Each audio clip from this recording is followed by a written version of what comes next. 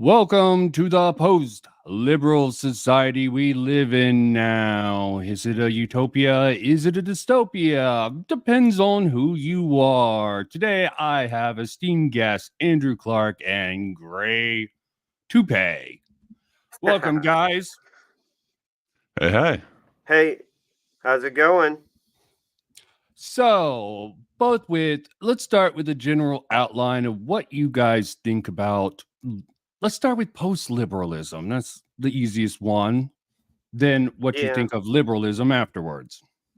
Okay, so on post-liberalism, it seems to me that it is another, what is it? It is a socialist critique of liberalism from the right.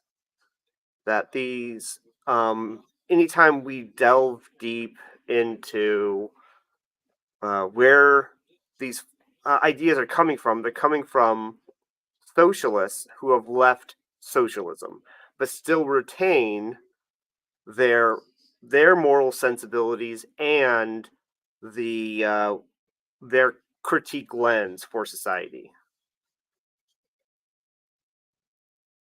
That's the core problem I have, is that they're not liberals that are like in liberalism and worried about problems from within.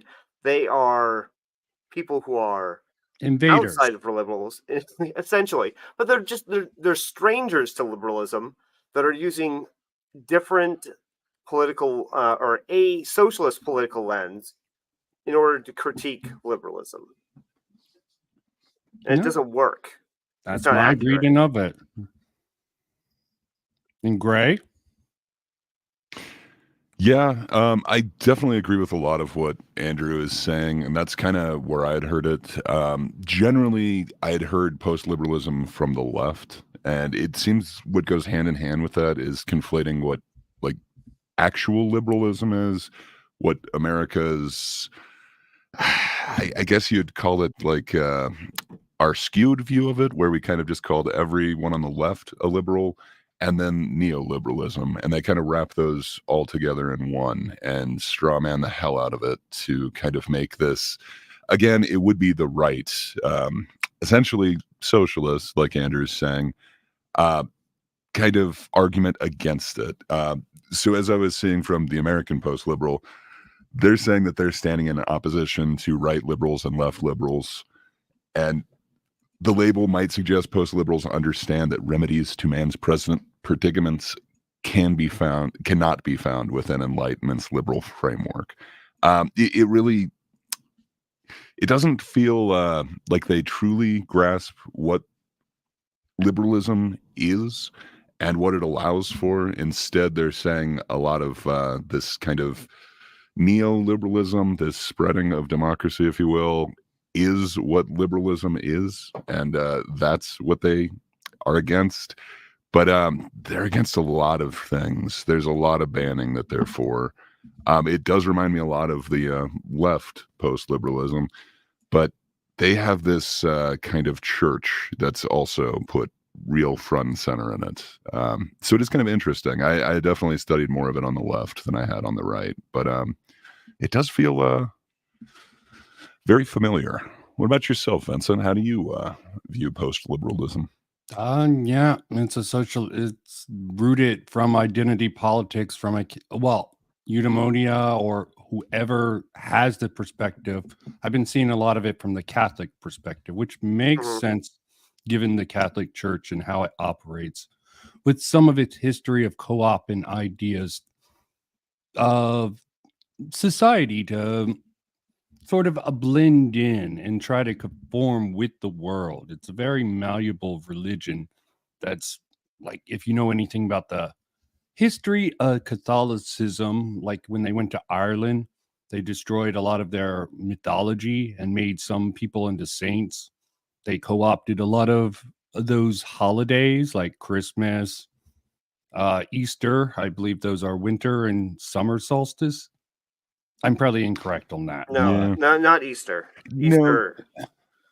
Easter, I think some of the practices in Easter might borrow from pagan traditions, but I Yeah, don't it's think kind it. of murky. Yeah, it's yeah. Yeah, Christmas I don't want to go certainly too deep matches. into it, but yeah, Yeah, the Catholic, it's just identity politics from that's eudaimonia. Then you yeah. have a little bit more closeted people like Sargon. I don't think he's full post-liberal, but Well, sheesh. here's the interesting thing: is that something I've neglected to mention is that it also is firmly um, grounded in elite theory. Is Okay. that much like with the reactionaries who believe in elite theory? They have this system of belief of this kind of top-down control of society, and how um was it democracy is a both a it's a dog and pony show, and freedom is a cage and a prison, and slavery. Freedom Yeah. is slavery. Yeah. Yeah, it's the whole Well, Orwellian sort of concept. but Uh, they view it as freedom because they're saying that they are not enslaved to what we are, which is what liberals are, which is internal, which would be your passions, your whims, your appetites, but also your external, which is to powerful interests that do not care for you. So they view themselves beyond that. So you're right. I definitely do hear that. But they're saying, in contrast to their liberal counterparts, post liberals challenge the dogma that individuals are purely self interested and rational actors, and thus emphasize the role of communities, tradition, and social bonds in shaping society, as well as human behavior and well being. Post liberals reject the fiction of a purely neutral state, instead, suggesting that the state should play an active role in promoting the common good and ensuring social cohesion. Post liberals understand that the unfettered markets and the product of economic liberalism result in inequality and exploitation, believing that the market should be oriented to the good, emphasizing pro worker, pro family initiatives. In other words, post liberals believe that the state and market exist to improve society, not just in theory, but in practice. I don't know. Yeah, it does sound a lot like the whole, left post liberal thing, but I don't know. Well, if you I don't know. Accompaniment of the church seems very strange to me. indeed see, there is this separate system. There is the government system, and there is this social system. I like to think of it, the government as a what you can and can't do, and then the social system is what you should and shouldn't do. Classically in America, we have, whatever kind of church or religion you believe in is the should and shouldn't, and the state is the can and can't. In something more like in some theocracy like Saudi Arabia, those things are one and the same. And so, yeah. And so it seems to be that they want this kind of thing, even if it's not directly the church, right? That there is a closer link, that they do want the government to be there, to not be a separation, even if they're not directly connected. Something much more like, I think, much more like England was, where they had the Church of England, and then have like a kind of connection between the two. yeah, I mean, Yeah, it just seems like it's way beyond that. This current document that Vincent has up, they talk about like the obvious that should be banned, and it's non-therapeutic drug use, including marijuana, artificial contraception, pornography, surrogacy, medical assisted suicide, strip clubs, prostitutions, extravagant instances of fornication, transgenderism, gay marriage, and abortion all need to be made illegal right now for children and adults alike. Furthermore, tech companies should be required to censor any promotion of these activities. But it goes well beyond that. They're also talking about censoring art, also George aesthetics. Carlin, which I'm they sure go, you're yeah, against. and then they go down Yeah. to music. Well, which is while pleasing, potentially unhealthy. So, holy music directly brings one to the glorify God. There exists a different type of enjoyable music that needs to be banned. It's really strange. And then they're also talking about the question of aesthetic innovation. They seem to be against a lot of that. I don't know. It seems to be wanting to revert backwards, if you will. Sounds But like they want to it make goes well that beyond that. one story, A Handmaid's Tale, into reality. It sounds like that's like their perfect ideal world. Maybe I'm being Actually, unfair with no. that. Didn't that have something to do with surrogacy, though? Yeah, but that was well, it's still based on Still, I religious see what you're saying. practice. They were reacting to sort of a downturn in reproductive women being able to give birth, which is a problem. Constant sort of a fear that we have that I've seen throughout a lot of stories is people Well, it's just stop having births, but I'm getting us off topic there. and it gets a little confusing because, like, so they do have a list down below of this. Like, so Breaking Bad is on there. Would you Yeah. think that they would want to ban Breaking Bad? It shows a depiction of evil. It shows a lot of, death, if you will, a lot of drug use. But they're saying no, Breaking Bad stays. Yeah, it's The not Simpsons, exactly the Simpsons can promoting stay. that life. There's another It masterpiece. definitely glorifies it. It I've glorifies heard it a to a lot of certain people who extent, have. true. Yeah. And I've definitely heard a lot of people say that it gave them, like, the itch, so to speak, if they had, like, addiction issues. So Oh. I don't know. I think you could make an argument of it, but they're saying it's a masterpiece and it stays. They're also saying that for Simpsons, at least the early seasons. Maybe the government could save it from itself at this point. Interesting. They want the government to run the Simpsons. What about Wow. Kanye West? They're talking about Runaway by Kanye West. For the most part, it stays. They'll be okay with that. But Okay. what about the comedy of George Carlin? Yeah, No, George Carlin's banned. he's Not not funny. good. Not good. They sort of Yeah, mix this. It's a masterpiece. it really is. It is a very strange article, and I'm wondering if everyone from there is on the same I don't Uh, know page with this, but let's not get too it's attached. I mean, it's just definitely good to go fair enough. over this sort of post-liberal because I encountered it with a YouTuber called PaxTube, and if you see some responses to him, he gets a lot of stuff off.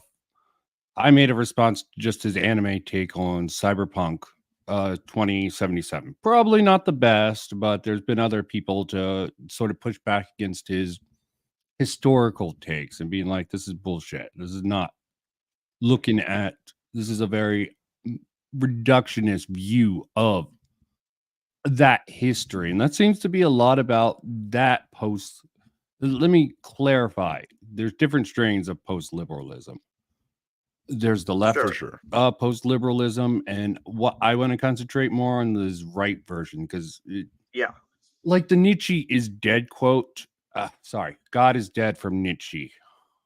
I'm probably saying that name completely wrong, but yeah, Close enough. there's a lot of problems Oh, how with liberal of you. and they're using people like look, Aber X Kendi here. They use him as an example when they're like the flip side of it. I find it completely ironic that they try to use their counterparts on the left to sort of bash liberalism. Almost seems like a scapegoat in a lot of ways. But let's Well, not actually. one of the things that one of the things that you brought up was the regression, the regressiveness of it. And Yeah. I have to completely agree what the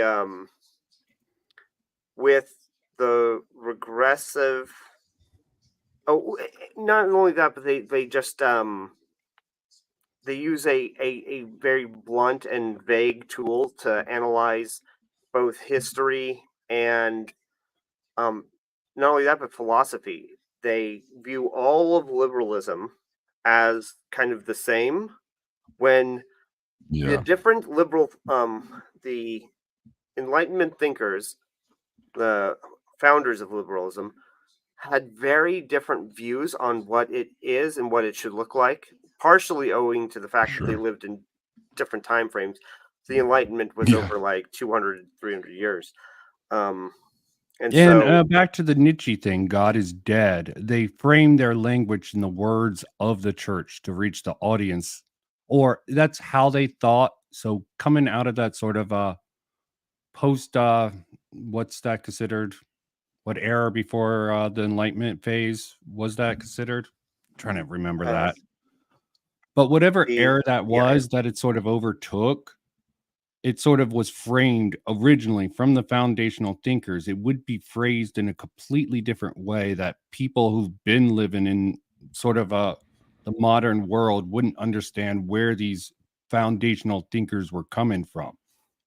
So there's a lot of misunderstandings from what I know, but I'm not an expert on the history. I just see what it is now and how it really the emulates. scientific revolution. That's what it was called. Yeah. Okay. But yes, Enlightenment came from that sort of philosophy there. And yeah, that's all I got there. I mean, I got a little bit of in the news. Smugs Waffle from our Discord had an interesting post that I found really interesting. The dev who actually commented that I didn't understand eudaimonia when I was sort of memeing myself in that video. Found it very odd, especially this coming out. Here, what? He might be right, though. He was saying that perhaps you missed some of the No, humor I was that he memeing was it, trying to okay? convey. I was making it clear. Let me not go too far into it. I was do being you very know, like, which satirical and part of it biting there. No, and I totally got your satire in it, but do you know, like, which part of his is supposed to be satire? Like, I think it's all supposed so to I did be watch it again after. Vosh level, but not as intelligent as Vosh. That's how I see eudaimonia personally, but not as talented. The ShoeOnHead thing, Mhm. you know, how he's sort of leaning into that more smart, but honest. Definitely not how he frames things. But yeah, the hard truth. Dev is like, I spend time critiquing the left more than I do the right. I'm curious with someone like post-liberalism, because he's defended a lot of post-liberalism. We both know this. Does he even consider that to be a right ideology? I'm curious. He goes over, what is it? The Mencius Moldbug stuff and the neo-reactionary stuff, Yeah. and He has to explain that dismantles it. to them So to stitching I mean, at him. that's a brand of post-liberalism, not in the way that the post-liberalism that we brought up before is, because they believe in a technocracy, right? And going back to some kind of formal, like leaning into the what do you call it? The elite theory, whereas the postmodern or the post-liberals that we were talking about earlier, they believe that technocracies are bad and leaning away from elite theory, but they still use elite theory as a relevant lens to view the world. I think it's just different elites that they're kind of putting forth. No, they I want mean, their own. That, but the post-liberals like eudaimonia, they believe that the elites are bad. Not just the current elites Not are bad, but that necessarily. all elites are. Well, okay. Well, let me read this final line of the banning article. Sorry, this will take 1 second, and then we get right back to this post. But those who guide the nation must lead with eternal ends in mind. This is not a marathon towards a beautiful city. Becoming a Christian nation again is the starting line. America's finishing line is becoming a country of thoroughly Christian leaders, institutions, culture, and citizens. If we want to get there, we have a lot of banning to do. Here's the fun part. This article only scratches the surface. I could have listed 30 random things that need to be banned off the top of my head that I did not even mention in this piece. However, this piece can serve as a general framework of prudence for what should and should not be tolerated in a just society. And like with all white it does feel like there are nationalists, elites. They're just different elites. yes, like with the white nationalists, with that is how would you get rid of all the Christians in this country? How? Without violence or genocide. It's really ridiculous, that statement. That's why I can't take it seriously. That's why I had to meme with that video, and I'm doing something going over a little bit more seriously some of these freaking little insane, in my view, insane ideas of this post-liberal movement. I'm just trying to figure out even how to critique it properly because it seems like it at Yeah. face value, but that's from my worldview of rational, evidence-based thinking and not twisting of the ideas of liberalism. It just frustrates me trying to figure out how to tackle something like this when it seems like a large majority is just focused on the left. Yeah, the post-liberalism of the left, the illiberal nature of the leftists is a concern, but people aren't seeing this rise, slow rise up from the other side, and just bugs me. Liberalism just gets shit. And Yeah. It is unfortunate. The nobody's sticking up for what liberalism really is. Or I shouldn't say nobody. But or few what people are. liberalism should be, and it's not True. neoliberalism, okay?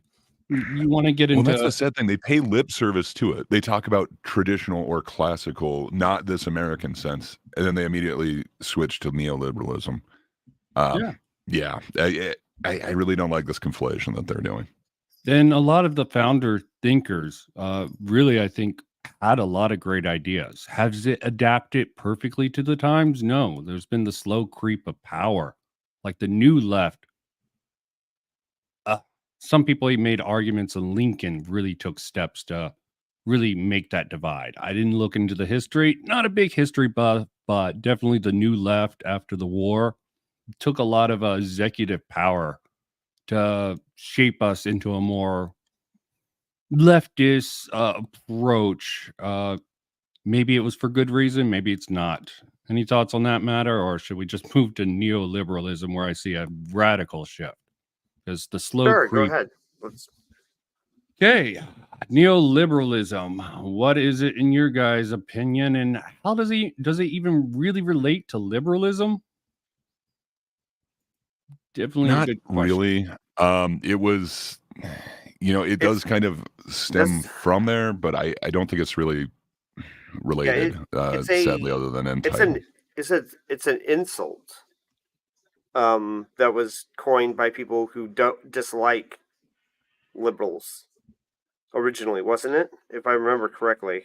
No, I think it stemmed from the new left and the new right idea paradigm shift that slowly crept in until like Reagan's sort of Reaganomics, which significantly shifted the right. Well, and the left. So they're saying that it was even before that it was following the Great Depression. So neoliberalism emerged among Europe liberal scholars during the 1930s as they attempted to revive and renew central ideas from classical liberalism, as they saw these ideas diminish in popularity, overtaken by the desire to control markets following the Great Depression, and manifested in policies designed with the intention to counter the volatility of free markets. So yeah, I mean, like, it is kind of a response to it, but it is a little bit earlier than that. It's, kind of the Great Depression that brought it about for the most part. Yeah. That's why I brought up the new left after the war. Yeah. It's just economic. It's economic.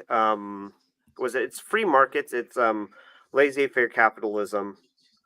Yeah. To at least a certain extent. And then while being socially conservative, I suppose. Yeah. And classically conservative. I mean, there's so much we could go over. Yeah. With that whole concept of neoliberalism, where it stems. I don't like looking at. I mean, it's good to know where it came from. I like to look forward to the future. I'm a sci-fi guy, I like to look forward to what it's doing currently. So, what is neoliberalism? I think it's putting us more towards, what was it considered? A corporate state? Government and business has a strong alignment. And I can even understand that with the rise of the internet. Internet is probably, I'm pretty sure people have said this before. I don't know if it's a big idea, but a second industrial revolution with all this AI stuff. And that's true in a lot of ways. So we're going to have a paradigm shift thanks to a lot of the leaps in technology we're having. And our political system, our countries are having trouble keeping up. You guys agree with that at all, or is that way off the ballpark? I think that new technology requires new ways of looking at things, and yeah, just the law always kind of lags behind. The difference is that in the past 100 years, there's been a lot of new technology, airplanes, Yep. Paradigm computers, shifts in um, travel. Now we have the smartphones, greatest revolution to transmit ideas in an instant the internet. from Yeah, one person to another. And we're having the rise of influencers. No matter what sort of area you're talking about, influencers might have a greater effect. Some of them, like Sargon, for example, it's not quite there yet. He wasn't able to get that political. Chank's running for president. We're getting into that territory where we might actually have an influencer president or senate. Well, probably not president to start with. Let's hope not. Hassan yeah. 2028. It'll Oh gosh. Yeah. Yeah. No, I could see an influencer becoming because what was it? We had Arnold Schwarzenegger as the governor of California, or was the governor. And Yeah, then that's a He celebrity. was the governor. yeah, the governor. And then they also had Jesse Ventura was in Oh the God. who was he? Well, he Who's ain't got governor? time to bleed. Yeah. Yeah, that was quite a shit show overall. But But yeah, so I could see at least, especially as a governor, an influencer becoming governor probably first. I could see it. I could see it happening. let's have a little bit I of mean- fun with this. Oh, unless Gray has some more to add on. I was to just this. gonna say, I mean, like we already had like Reagan for president and stuff. I don't know, True. like, you know, people do tend Trump? to yeah, fair enough. I guess he would be another actor. I view him more as a reality star, but fair enough. Yep. You know, it just seems like people have a certain trust for celebrity, which is, I don't know, not necessarily a great thing. No, it's really confusing to deal with. Let's have a little bit of fun and take a look. Found a really fun little video we can cover how Excellent. neoliberalism became culture. Can you guess who made it? Any Ooh. guesses? I I got a couple guesses. I'm thinking it might James be Lindsay? JL, but yeah. Wisecrack. What? Really? Okay. I'm going to put Really? it on. Okay, I A was little totally bit of wrong. fun for us. Give us some sort of Huh. framing that will take us away Yeah. from the Yeah. crazy. One form of crazy to another. Then let me put this. I need to actually present. Sheesh. I'm letting the elephant lead the charge here. Bad fits in bad. Here we go. What a world where that's you're like, oh, it's a slur. You called me a neoliberal. Nice life if that's your slur. But it's actually pretty simple. Neoliberalism describes the political and economic movement most notably perpetuated by Reagan and Thatcher in the 80s, and which now dominates most parts. Neoliberalism wouldn't that be neocon though? But I know neocon probably comes from neoliberalism. Yeah. Of the world. It emphasizes free markets, limited government intervention, i.e., minimal provision of public services, and unfettered capitalism. Writer and academic David Harvey describes neoliberalism as a theory of political economic practices that proposes that human well-being can best be advanced by liberating individual entrepreneurial freedoms and skills within an institutional framework characterized by strong private property rights, free markets, and free trade. The role of the state is to create and preserve the institutional framework appropriate to such practices. It must set up those military, defense, police, and legal structures and functions required to secure private property rights and to guarantee by force, if need be, the proper functioning of markets. Whoa, quite a mouthful there. What do you guys think of that? I think that is one, it's quite a kind of on mouthful. it's one. It sounds about right, but I do think that what is it? It's on the right track, at least as far as we're talking about socialism and planned economies and such, but what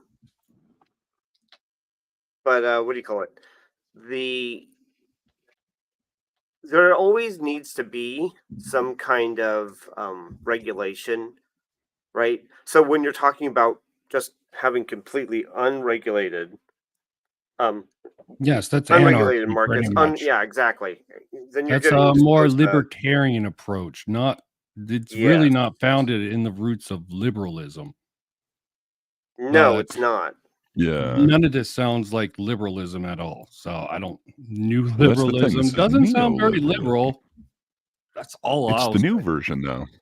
Yeah. So I'm like, it's been succinctly characterized like in other ways as well. Like Jessica White says, it's an amoral economic ideology that subordinates all values to an economic rationality.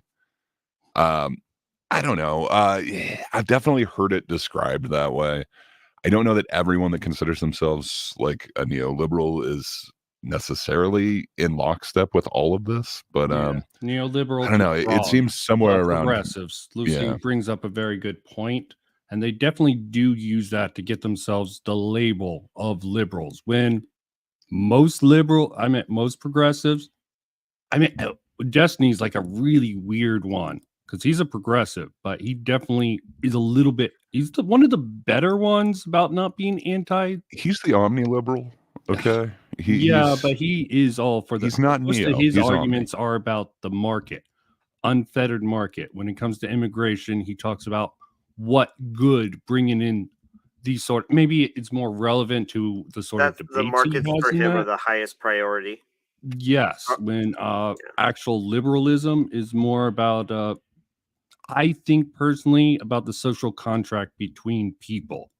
I think that's more the root. Maybe the term social contract is sort of out of date since it spins off of the state of nature, which I already went into briefly in my video. But let's finish this. Well, we're just using this as a framework of what neoliberalism. I have a bad habit of skipping all around. You guys can call me out if I do it too much. And if you want to learn more about neoliberalism, David Harvey is probably the best person to start reading. So you can check out his brief history of neoliberalism or basically any of his books and they'll be good. He also has some good lectures on YouTube. During the post-war period, neoliberalism was something of a fringe position in economics, but the financial shocks of the 70s gave it the perfect opportunity to spread its wings and fly. Famously, a group of University of Chicago economists nicknamed the Chicago Boys used Pinochet's CIA-backed coup in Chile as a sort of testing lab for neoliberalism. It went pretty terribly, but what the hell? Well, any of you know all about this sort of theory here? Is this even true? Sort of. I had not really heard that this was used as a neoliberal testing ground. I had just more heard of like, sort of the CIA horrors that went on. I'm always skeptical of. This sounds like a conspiracy theory to me. Yeah, linking these things together.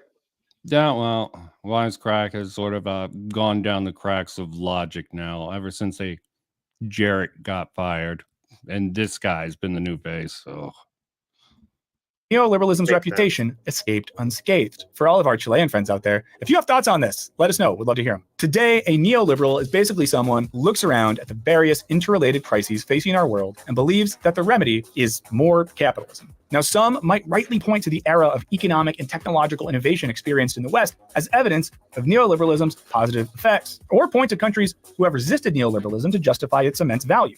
While others might still feel like neoliberalism has become more like a culture than a system of economics. Does anyone find it funny that everyone, when they talk about neoliberalism, they talk about people's perception of it and they never really go for the root of it? I mean, he started off with the one statement which seemed correct, but he's sort of digressing into how people view it. It's almost it matches sadly, where. Oh well, you go first. Sadly, it's just kind of amorphous. Like you can kind of keep changing it. Like even the Stanford entry as the like no, just like their philosophical definition, like their neoliberalism entry It's just saying this entry is not meant to determine the one true meaning of neoliberalism, but rather illuminate neoliberalism as a coherent philosophical doctrine embracing the figures commonly called neoliberals. The entry also prioritizes even more even-handed and less pejorative uses of the term. But they're saying that this is not to discount more historical and dynamic understandings of it. There's a lot of different understandings and characterizations of the term. There isn't like one true thing, Sort of like which is post-liberal kind of an issue. or Yeah. post-liberalism. Well, Like even Eden with Palatine is supposedly, I would consider libertarian monarchist. Sorry, I Oh, can't she- say that she- without Even then, I'm not laughing. sure because Almost seems post-liberal. she's idea kind to of me. gone. yeah. I mean, she's her gone videos post-liberal. are still rooted in generally facts and studies, so it seems a little weird that on her personal. No, she's politics definitely into side, data. it's But just, if you remember her and was it Spoon? Spoon? Her and the Yeah. one guy were Maybe she's been definitely arguing radicalized. for. Yeah, it did not. I tried watching that Yes, podcast for a while. It just went off the rails, and I'm like, okay, whatever. But yeah, let me not go too deep into talking about content. Let's talk about creators. I have a bad habit of Yeah. talking about content creators. Bad, Vincent, bad. Thanks. And maybe that's not Yeah, such the a whole- wild idea. Maybe the best way Were to you understand. saying something, Gray? Just Lucy pointed out the conservative monarchist. I could not remember Yeah. monarchist for the One life was of me, quite but yeah, that racist. was the one that she was dabbling in. I'm not sure if she still identifies with monarchy or whatever, but she was definitely going that way for a while. I'll have to take a look at a debate with Destiny. Someone mentioned it on Twitter, and I've been busy, but that should be interesting. That's from a long time ago, and I think she was drunk at the time. Oh, That might not be what? the best representation of Why did her Deb bring it up debate skills recently or her then? new political philosophy. I thought that was Because something that recent. would have been like, I swear that was like 5 years ago or something like that. Possibly. Oh God, horrible.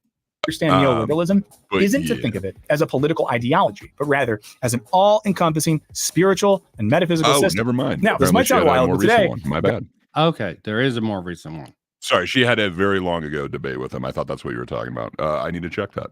Yeah, I It's definitely something did not I see want to that check out also, but that's just a side tangent. I'm going to try to explain why neoliberalism might be a religion.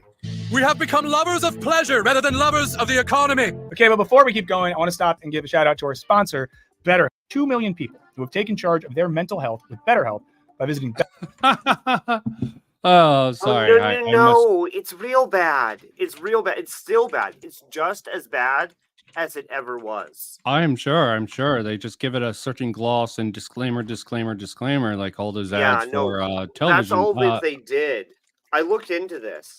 It's real bad. No. In fact, somebody was talking about how when they were telling their stories and relating to the therapist, that the therapist was more interested in how they in the pronouns of the people involved in the story than actually helping the person with whatever Whoa. the issue was.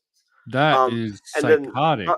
Other people were talking about how their therapists were late or were helping them from the bathroom, and all kinds of weird, really So weird, professional. unprofessional stuff. Yeah. I mean, personally, I've seen a lot of these psychiatrists that I think are just AI or bots. They're just Yeah. regulators. I don't know. The sort of market forces of mental health is definitely dangerous. The pronouns, but was the person concerned about pronouns or just let me not. Sorry, let's not go down. Yeah. I don't think No, but- BetterHelp is better. That's No, and him BetterHelp did not promoting get this. better. BetterHelp covered its rear end better. Yeah, that's what my perception of that. But let's not get too far off on that. Maybe might be a topic to look in for another day. Interesting. neoliberalism. Okay, so at first glance, this might seem like a bit of a stretch. Obviously, neoliberalism doesn't have churches, creeds, and worship music. Well, at least not officially. Cash rules everything around me. Green, get the money. Dollar bill. Oh my gosh. This seems a little Wu-Tang weird. is for that the he brings up- children. Oh God. It- All right. Yeah, it's weird. I don't think the neoliberalism, music or gospel is that of the Wu-Tang, but, cash rules everything around me. collect all the bills, y'all. Yeah, when Yeah, you're on the well- bottom, shit. Of course, everything looks up, like the American story, the American I mean, dream. This could be considered a Marxist song because he's talking about his material conditions and Yeah, how wow. and lamenting the struggles with it. Well, I hate what people do with Marxism. They do have a point about material conditions. I don't go too far down that rabbit hole. You need to have those sort of discussions rooted in reality things. And Marxism tends to, in my personal opinion, goes off into wild conspiracy theories. 7 links to why capitalism is always bad, no matter what. Vote blue, no matter who. Those sort of easier catchphrases is more just marketing. And it seems like most of this video is just marketing. And I don't want to say poison in the well, but definitely muddying the water of all this nonsense. Any thoughts on that, or shall we move on? Well, I just Yeah, I like Muddy Waters. yeah. Yeah, Creedence No, but Clearwater is much better for that. there you go. The no, just Marxists get wrong the psychology of it, and they also ignore the practical problems The that science of it also. yeah. Leucitism. It was like an idiocracy. But this was almost like the Captain Mancho using Yeah. the Mountain Dew imitation to feed crops. That was almost what they tried in Brondo, it's got electrolytes. It's got what plants need. You've got it memorized. Nice. Wow. I've very got nice. a patch that I had on a shirt for some reason. It was like Brondo, the thirst quencher. It's great, Nice. man. No, that film was awesome. Mike Judge is the man.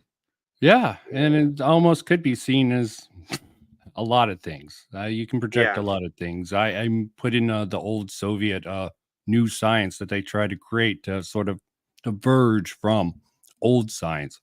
And a review I need to keep going into had some good parts on the 3-body problem. They sort of went over the historical stuff about their ideas about getting rid of Western sciences, and that ended up very troublesome. Definitely 3-body problem is worth looking at in a certain way. I still think it's a horrible science fiction book just because of Fair enough. There's a lot of, horrible science fiction from kind of a Western perspective. Supposedly this is more of like an Eastern perspective on it. So I don't know. I'm really interested, but not enough to actually read the book. So. It sort of was towing the line, but let me not get into it. Yeah, fair enough. I will have a critique on that because it has a lot cool. of good I need parts. to read it. I would love to hear your critique on it. Yeah, I mean, I have some good things to say about it, but some of the science, that's where communism tends to get things wrong. Science is never settled. That's another concept that I might get into, or we should get into. But as we talked about in a recent video, the framework of religion can help us understand passionate and faith-based behaviors that have nothing to do with pastors telling you that you're going to go to hell for loving yourself. I'm talking about masturbation. Now, as we've established, unfettered capitalism is integral to neoliberalism. And luckily for us, philosopher Walter Benjamin established a relationship between capitalism and religion back in 1921 in his fragments, Capitalism as Religion. Cherish every 2 minutes. Insane. Yeah, Brad. Oh my gosh, it's people using one lens to look at everything. That's how you get. It does kind of make you wonder what his definition of religion is. Yeah, I mean, I'm gonna. I was gonna try to pull that quote. Who cares? I want to get through this quickly, not too quickly, but just let it play for a second. Yeah, So-called religions offered answers. And Benjamin establishes 4 key components of the religious structure of capitalism.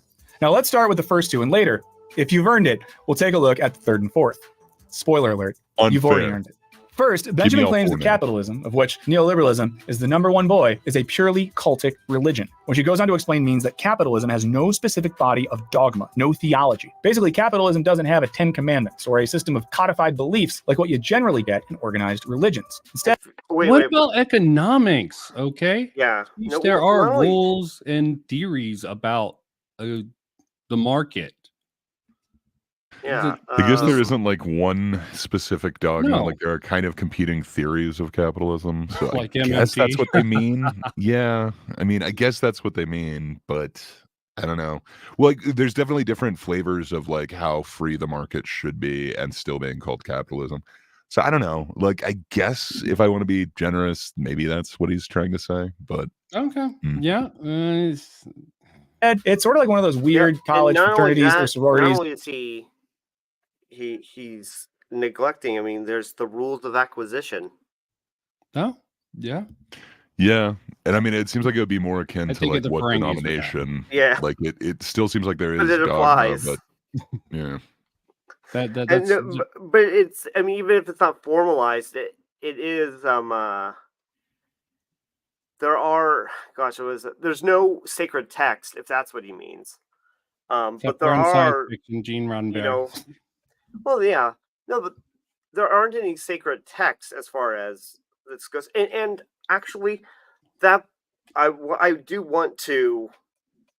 This view is nonsense, and the fact how far away exactly it is is from this an view actual nonsense, you religion. think? Yeah.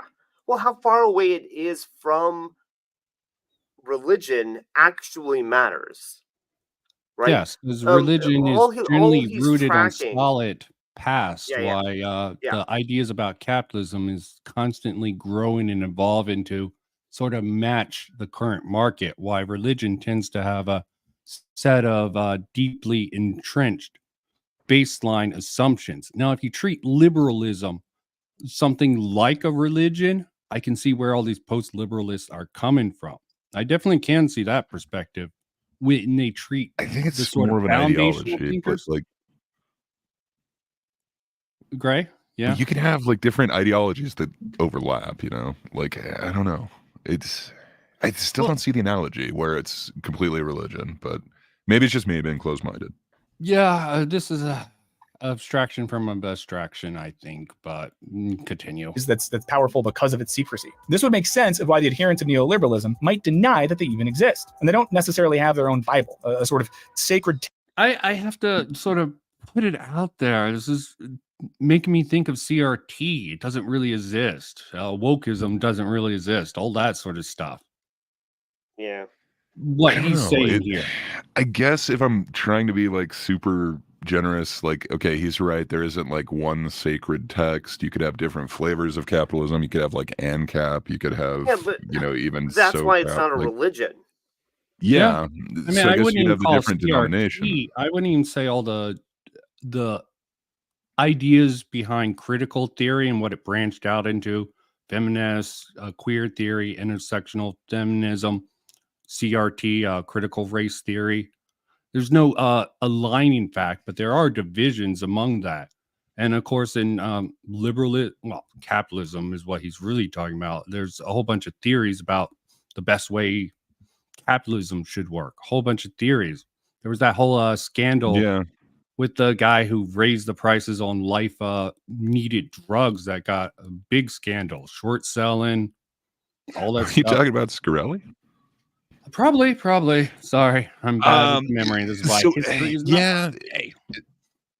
So then, can I just ask you, would you put the same criticism towards like a James Lindsay or someone who's trying to frame CRT or something like that as a religion as well? Now, let's save that. I actually want to get, at least by the end, I want to go over James Lindsay's idea of it, because there's a lot of stuff I agree Okay. with and a lot of stuff I disagree with. But we'll get into James Lindsay.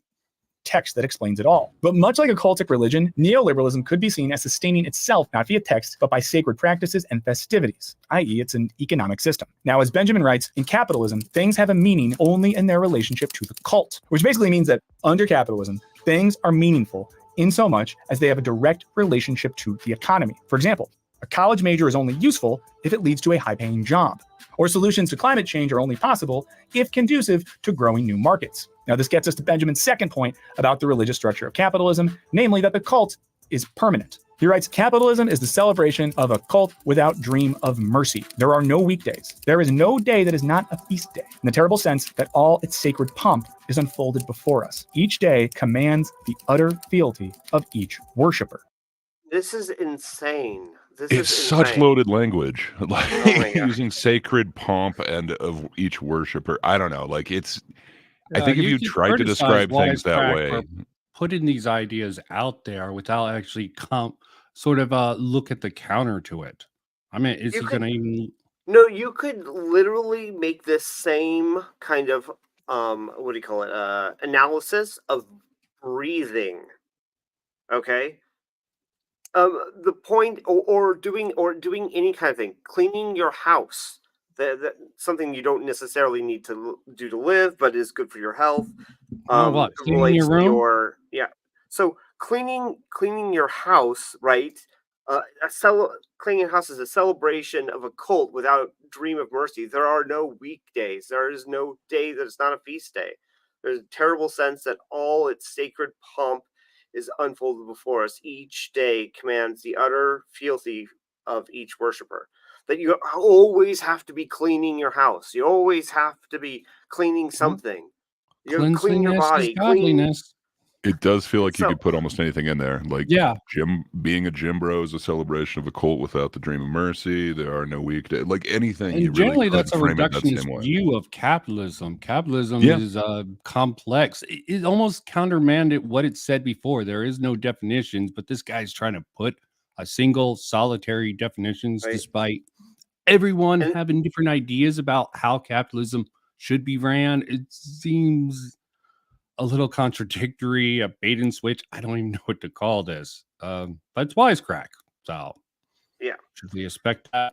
Yeah. I mean, Okay, let's it's important to unpack this. also. So think Sorry, about I how in was going recent to say, just as a cap, it's important to note that there are people participating in the economy in Beautiful, capitalism Lucy. who, they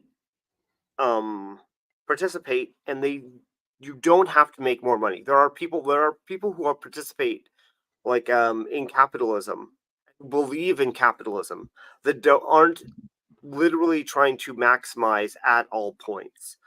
And so that's why it works for any of these other things, is because anytime anyone is really invested in it, right, it'll come across the same way as that statement. Yeah. You can't disagree. years, your car is no longer just a place to get you and the boys to happy hour at Outback Steakhouse. It's now a potential source of revenue when you use your weekends or evenings to drive for Uber. And your spare bedroom is no longer a place where your college buddies can crash. It's a short-term rental opportunity on Airbnb. And even your 9-to-5 job. Yeah, it's like the values. I saw J-Mac do a tweet to Unimodia, him sort of being reductionist towards to generalize that women have friends but men don't. He pushed back like because they're weak. I'm like, excellent. Push back on that sort of a reductionist idea.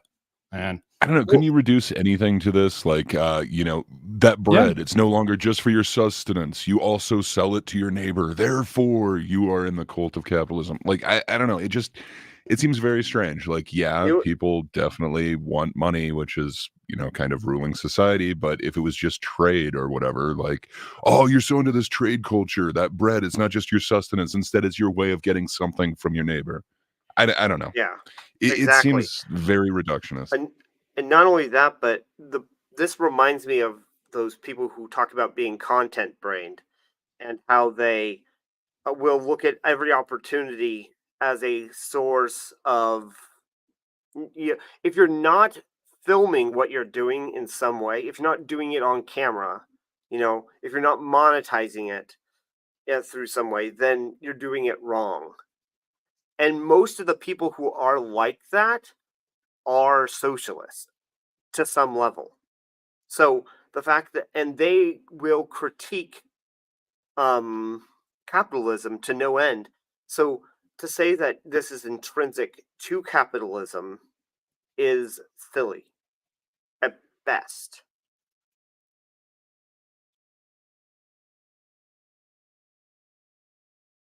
Hello?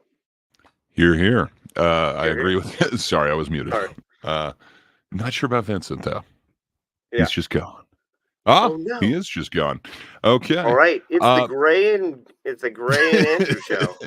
We own this channel now. He Mm, doesn't know what we've a danger he colonized is it. truly in. Uh, All right. but yeah, like I don't know. It just hey, Miss Sparkles.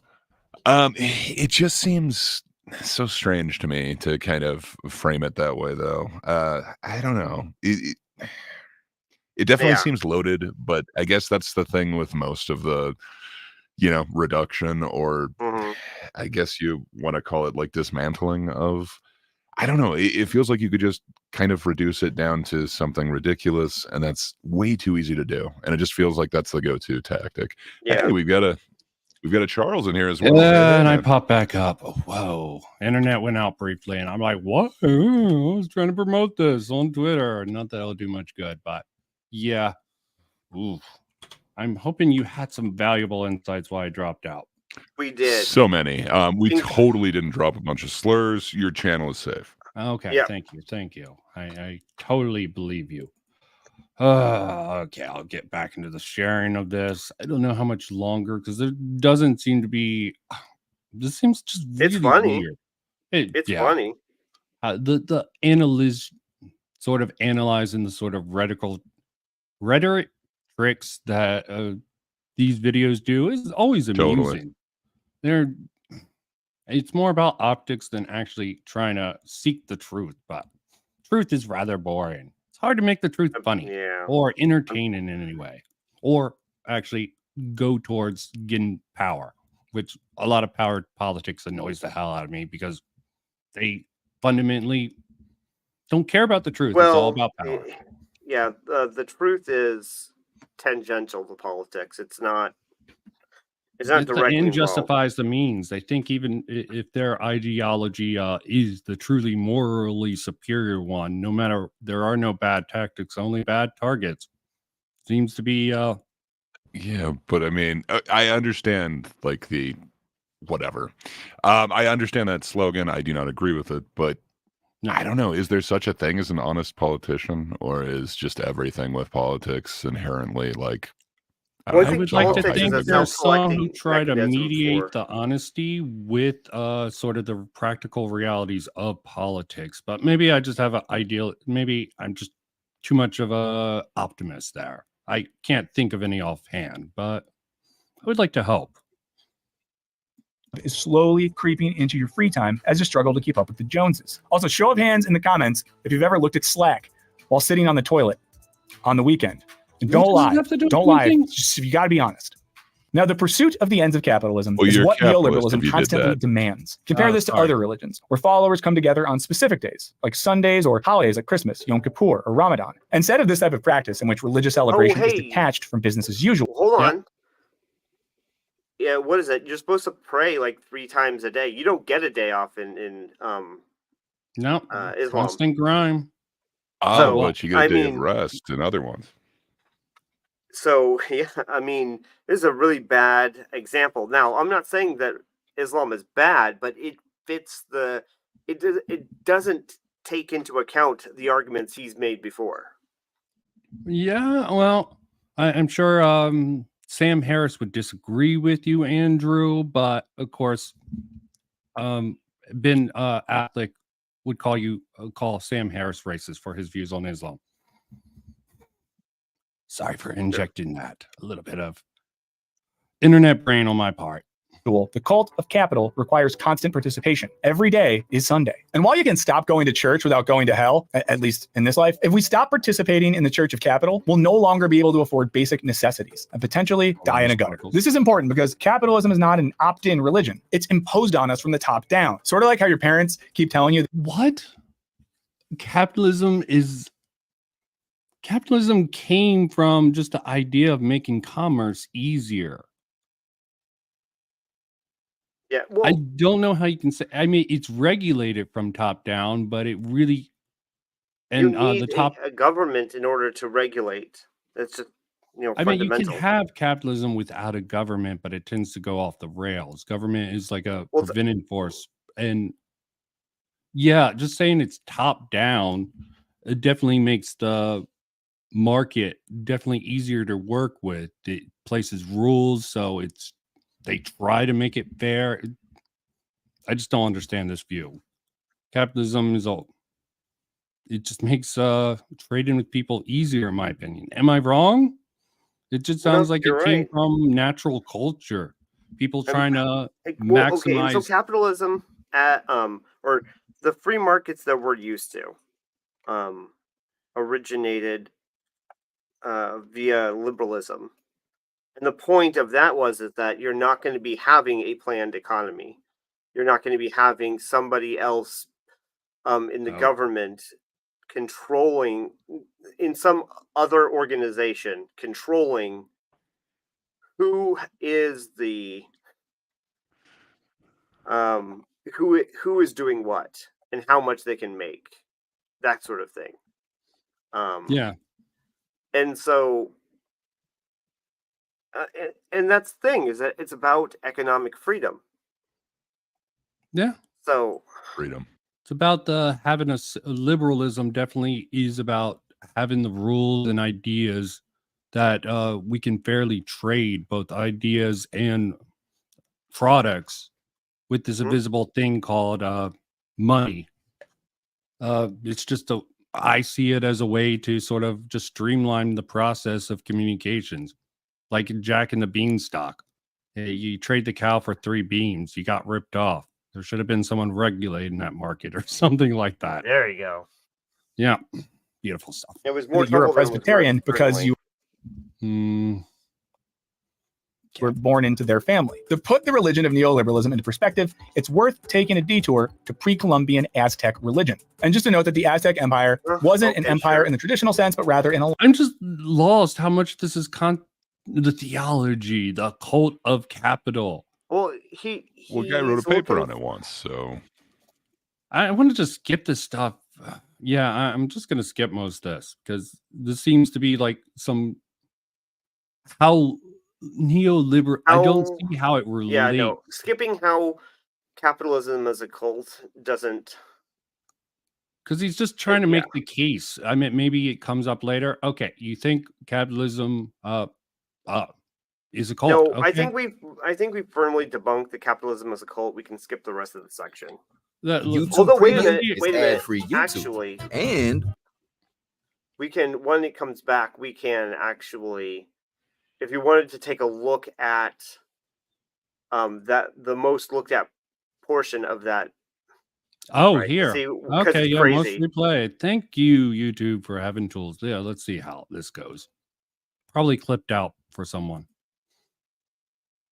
Okay, yeah. That this sounds like a bloodthirsty horror, a practice indicative of some archaic past. But, and go with me here, it's actually not all that different from how neoliberalism operates today. While we might not need to slit throats to fuel the sun, we need to continue to feed our hungry god, the economy. Oh my What people really gosh. should be doing is spending more. Literally Whenever it has a insane. problem. Oh my Yeah, gosh. no wonder it was clippable. our God is the economy. Oh my gosh, it's insane. You're taking from South Park something serious and from a child's perspective, them play acting. I mean, it's great. It says a lot about wisecrack. I mean, I'll use South Park as some jokes. But It's nonsense. Again, everything applicable to what he's saying about capitalism can refer to something like cleaning your house or going to the gym, staying in shape. It's insane. This is why people are against being healthy. Phobia, being healthy and eating right and working out is just a cult. Okay, all those people are cultists. But there is always the too far. Like some of the vegans definitely do come off as cultish. Okay, and that's a certain lifestyle, like vegan gains. Let me not again.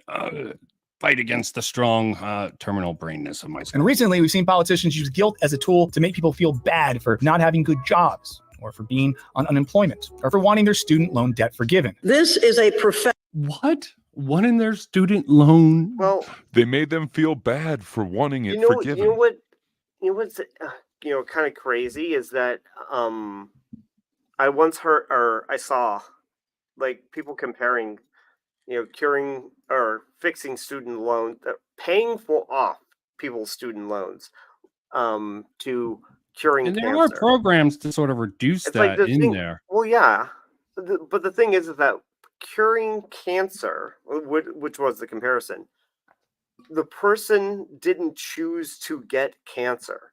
Okay, you chose, like the student chose to take out the loan, right? And we can fix student loans like any kind of predatory practices without completely paying off everyone's student loans, right? And there could Yeah. even be some kind of special payment program where you're eliminating interest payments for people who were suckered into Yeah. There's a Sounds lot of like problems there's with all the these sort of sorts of things marketing of without student loans or completely- useless yeah. degrees. Yeah. What is some of the most useless degrees, though? Let's think about that. No, let me not. Yeah.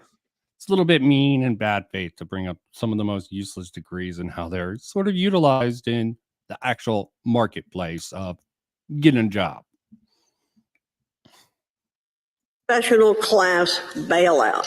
Also, notice that when we talk about debt, it has to be forgiven, except not by a god, but by a bank. Now, according to the Bible, the meek will inherit the earth and bless. Yeah, and he's still bleeding in this religious sort of text, even when Yeah. he gets out of this. This is just horribly framed. Well, it is part of that whole like deconstruction thing. You look at anything that you can deconstruct, and you do. And hey, this shares the same word with something from religion, so therefore it's yet another example of it. I don't know. I And can it's just understand why someone he's writing doing an that, but article about it also. Well, yeah, and debt, I mean, it and was a debt paper. forgiveness is okay. So this is actually relevant. Debt forgiveness is called forgiveness because you did do something on purpose, right? When you do something wrong to someone, you need to be forgiven. Yeah. Okay. Okay. And so when you take out a loan that you don't pay back, it needs to be forgiven. Okay. So it's relevant because they did something. Just makes me give me a reminder that I remember the church used to take payments for confessionals in the Catholic Church. Yeah. The Okay. oh gosh, what So were those called? They had a special name. no clue. Indulgences? I think. Probably, yeah. Yeah. Some of the stuff around religion is insane. The workarounds. I don't think capitalism works like that. You do bad things in the market. Sometimes you can get away with it. Sometimes the government or the market bites you in the ass. Well, it's Look like at all cheating, these scams getting you know? exposed. Cheating is Logan profitable. Paul scams. The Diamond. thing, it's like cheating like on a test or something. It's profitable until you get caught. And if you Yeah. get caught, then you pay. And Yeah, same by thing with just student pointing loans. out that some people don't get pointing out that there is people getting away with doing something illegal, or that there is corruption in the justice system, doesn't mean that the system is working as intended. What's a much better critique is I mean, it was a circular good laws. movie. Yeah, Wolf of Wall Street. Yeah. Great movie. But yeah, there's the frame it as a religion. It's definitely a core component of liberalism and our country. And it's definitely has I think studies have proven it. The idea of capitalism has raised the general baseline poverty level or living conditions of almost every country that implements In it. the Yeah, world, you'll yeah. have scammers out there trying to take advantage of things. There's always going to be those people. And Yeah. and just like you were saying with student loan, yeah, the predatory practices could be rooted out, and there could be plans to at least make it virtually interest free and give people let them pay back, but they would rather just, instead of all that complex stuff that would be helpful to people, they just want to wipe out the debt completely. Yeah. Okay, and he's framing this in a way. Let's just continue. It's Blessed are the poor, and even the lowest can be raised to the highest with God's love. But under neoliberalism, even God needs to come down to earth and pay his own way, as no one gets to skip the line. Heaven simply isn't profitable enough to be left on its own. Benjamin finds this aspect of the capitalist religion to be completely despairing, but he also thinks that it's capitalism's secret hope. He writes, yeah, how does he come to it? Let's get to this. Capitalism is entirely without precedent in that complete it's destruction. a religion. It is the expansion of despair until despair becomes a religious state of the world and the hope that this will lead to salvation. God. Yeah. Again, like if you just frame everything in religious dialect, like I don't know, you can make everything look almost the same way that he was doing with the cult thing before. Yeah, I think we can drop this. I thought there might be a little bit more harder facts, but his setup. That was your mistake. It's a wisecrack video. Yeah, well, as I said, for humor, for comedy purposes only. Yeah, folks, this isn't everyone. Neoliberalism, it does have its inherent problems, but I don't think mapping religion on it is really one of them. I could be incorrect. There's definitely probably some people who treat capitalism like a religion, probably libertarians. Yeah, well, you can do anything. Yeah, but I mean, like it's a part of the society that we're in. I mean, like you could say the same thing about, like, I don't know, food. Like people pray at the altar of food every day. Like I don't know, depending on how you want to frame this, like there are certain things that are kind of required in society. Like, I guess capitalism isn't necessarily required, but some sort of economic system is, whether it's like trade, barter, or, communism, if you will. I don't know. It feels like he's taking something that seems to be a necessity for communal living and then doing this thing that is extra, like this ideology. And he's just labeling it in those same words. It just seems very, unfair to me, but fair enough. I think I got very astray from post-liberalism by attacking his tactic. Yeah, but the thing is, neoliberalism isn't great. We didn't get much from wisecrack video, except for some weird conflation that completely was a mess. But okay, do you want to go straight to let's discuss some of these ideas first before we get into something else. Preface it, okay, getting back into post-liberalism, with their whole laundry list of things, many problems. I found one from a right perspective about Denon's regime end, which was quite interesting that we could go over. He sort of critiques the probably not the best thing.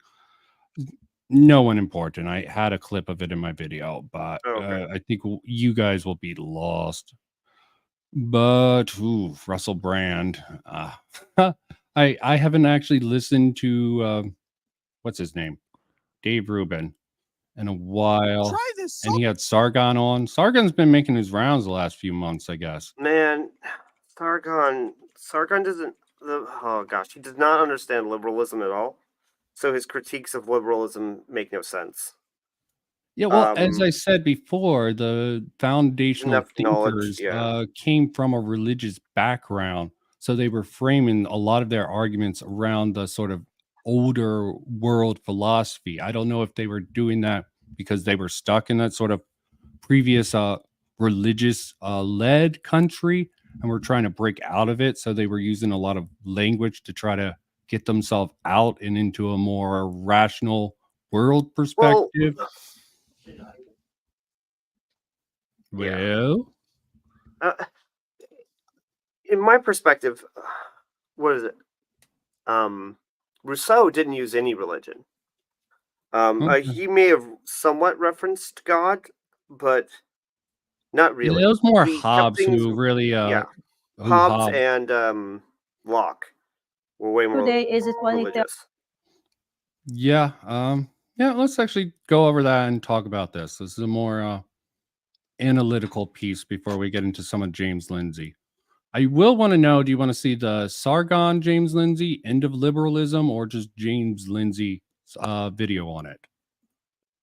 James But think about Lindsay's that. video on post-liberalism is quite good. It's not Okay. complete, but it is really good. I listened to it today. It points out kind of what we had been talking about in the beginning, where we mentioned that post-liberalism is another anti-liberal. It's not. It frames things from the same perspective as frames things from the same perspective as the socialist, and it's not at all related to liberalism. It's not a critique of liberalism from within liberalism. It's a socialist critique of liberalism. Yeah, it really is. And this is definitely, I've gone through a couple of Sargon interviews. He definitely doesn't take on that post-liberal label explicitly. Like in a Mikkel Peterson interview, he didn't label himself post-liberal. He considered himself a traditionalist. So I think even post-liberalism is being taken over. Sort of like the alt-right had their sort of a divide, alt-right, alt-light. But again, getting off, look at the ideas before going into James Lindsay video about the foundational thinkers. Their right to rule from what we call the divine right of kings. They claim that their power came directly from God. And people being very religious, well, they didn't really question that. The Enlightenment, however, saw the development of what we call social contract philosophy. The idea of a social contract aims to explain the relationship between a people and government, where the belief is that the right to rule comes from the people. These different philosophies, however, saw that social contract in very different ways in terms of... Do you guys think that the social contract theory, even if it's framed in a way that we understand now incorrectly, in certain regards, it's actually fairly solid, at least for its time? Yeah. And No, I can understand the how... social contract theory, in general, just as is quite sound. It is when you're getting to the specifics that maybe you're right, maybe you're wrong. Yeah. And how would that sort of go with elite theory, or even this? Elite theory is totally different. Yeah. Elite theory is about, would say that the social contract is a scam perpetrated by the elites. I don't see, were any of these Hobbes, Locke, or Rousseau elites in there? No, they were not elites. In fact, well, I mean, they may have been privately elites, but in their society, but they were not in favor of elite theory or elites. They were in favor of the common man and allowing people to flourish. Yeah, that's what they seem to be aiming at. Did they have perfect theories? Like the state of nature is really weird, and I could definitely argue with a couple of those points that get brought up. But well, the state of nature is often misunderstood, and not to mention different. Yeah, I think it's a theoretical different... construct to understand things in a theoretical, almost like a parable. Okay, because they come from a sort of a religious background with religion. There was a lot of parables in the Bible. So I consider within the framing of what they have, it's almost a parable. Well, the state of nature is a parable. Locke's state of nature is nothing like how it's often described. So you may be surprised. They didn't. I'm going to be making a video on the core philosophy of Locke, because everyone is getting it wrong, and it's so frustrating. Yeah, your series on Stuart Mills was actually illuminated. You're still a little bit rough. I hope you've refined that, and practice makes perfect, man. Look forward to that. Let's take a look at this short little video before we get into James Lindsay on post-liberalism. How much freedom people should give up to their governments and to the rulers in exchange for security and protection. The first philosopher we're going to look at here is Thomas Hobbes. Now, Hobbes believed that human nature is inherently destructive, and that at their core, if left to their own devices, we would have violence and chaos, and society basically disintegrated. In his book Leviathan, he wrote, in the state of nature, people are in that condition which is called war. In such condition, there is no place for industry, no culture of the earth, no arts, no letters, no society, and which is worst of all, continual fear and danger of violent death.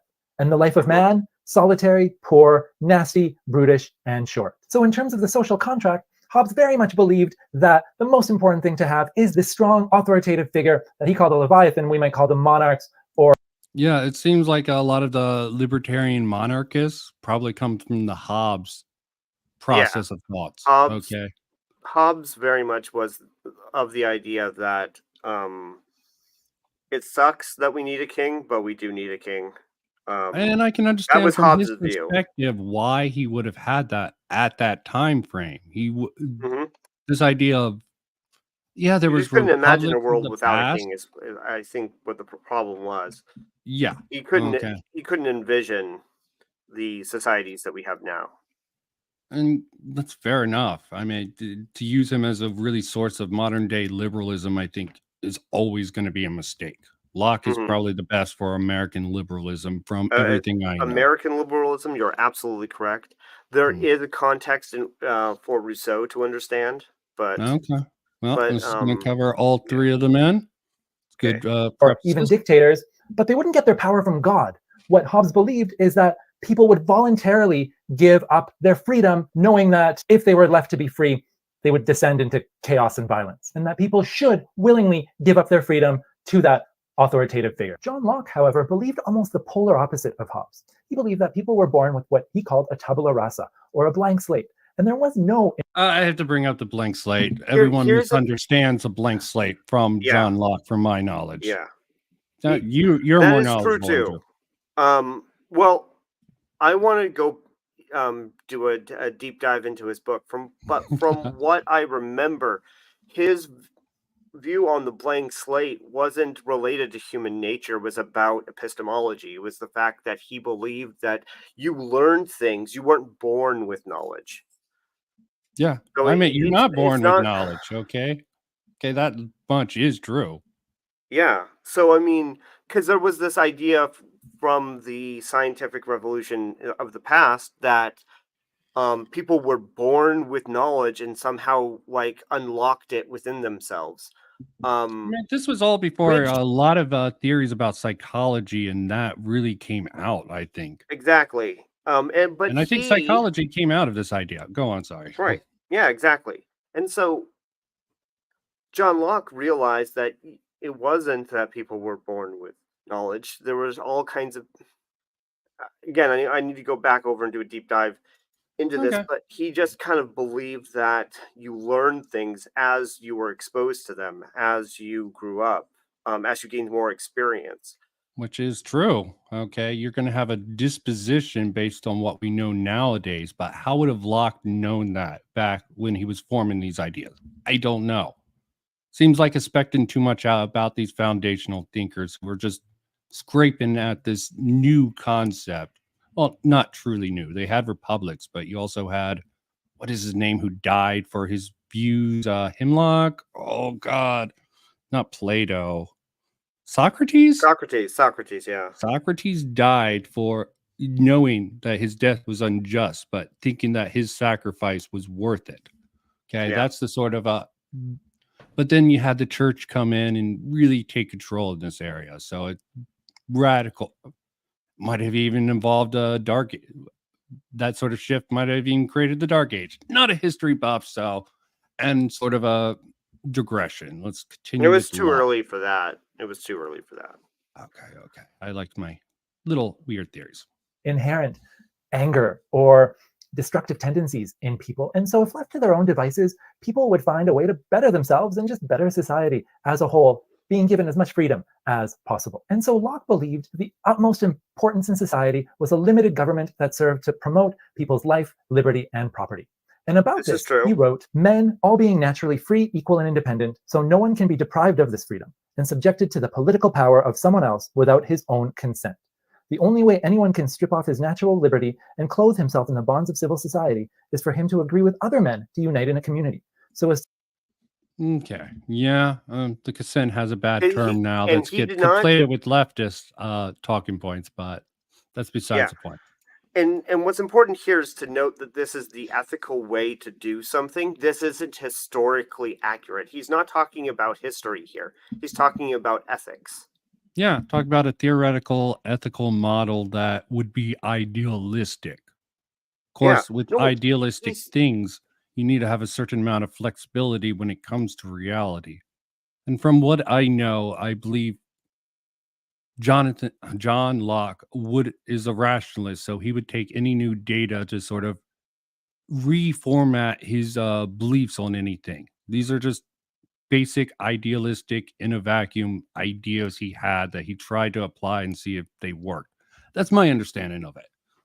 Very flexible man. But I could be wrong there. To live together comfortably, safely, and peaceably, right? So Locke believed that, not only should people be free to enjoy their rights and freedoms, but they had the right to select their leaders and their governments. And Locke believed in what's called a that's representative not true. democracy. That's This not idea true. that Oh, it's not true. No. He thought that he did not talk about the formation of government. He believed that kings he believed that you had to have rules the same for everyone, right? But he didn't talk about how you were supposed to form, like what was the ideal form of government. Okay. Other people took his theorists ideas did. and yes, okay. Right, So but this is he understandable. He did not structure. Talk about like. Did he have any He didn't mention hypothetical conclusions He didn't about a mention government voting, that he might didn't have mention led to any of this that stuff. reading of his work? I'm curious. It's probably honestly a conflation of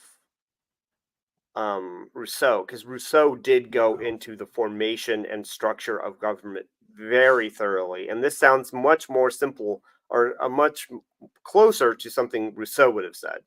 Okay. Well, then there can be misunderstandings. This is a short video.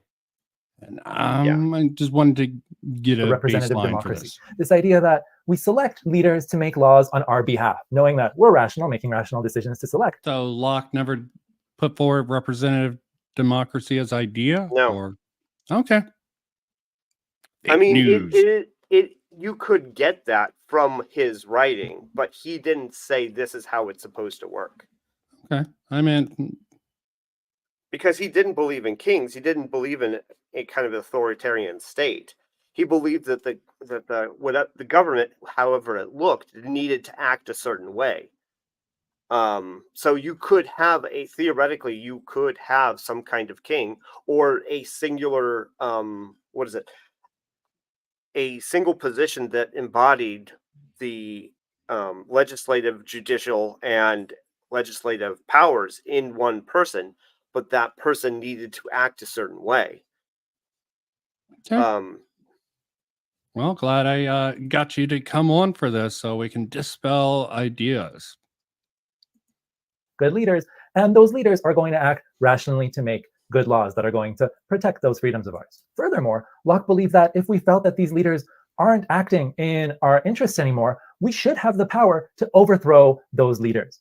And he didn't quite say overthrow those leaders, but he did say that if the people have the rights to overthrow that leaders, yes, right, exactly. Your your natural rights are inalienable, right? People can violate them, but they don't go away. They are your natural rights are never destroyed. So you invest them in a government, but if the government abdicates from them, if they violate them or fail to uphold them, then those rights are returned to you. You maintain your natural rights in those instances. So the government can't.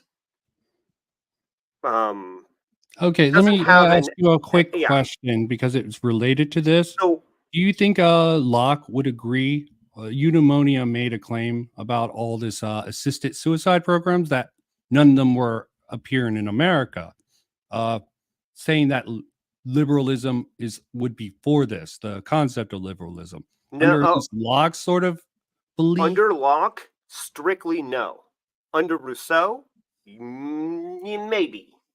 Yeah, but Because Rousseau also a lot of people get socialistic ideas from Rousseau. Exactly. That's Well, one of the he weird was. ones.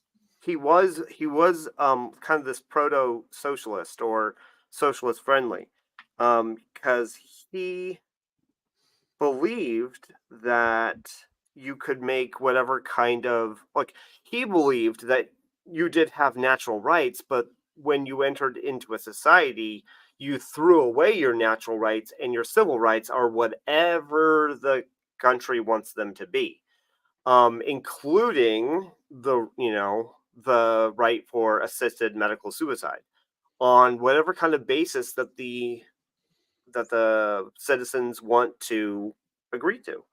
Yeah. But that isn't something that Locke would have agreed to. Or approved of, because it Or wouldn't have approved been a of. rational perspective unless someone not was only that, but already. he He might have supported it if the person was in a lot of pain.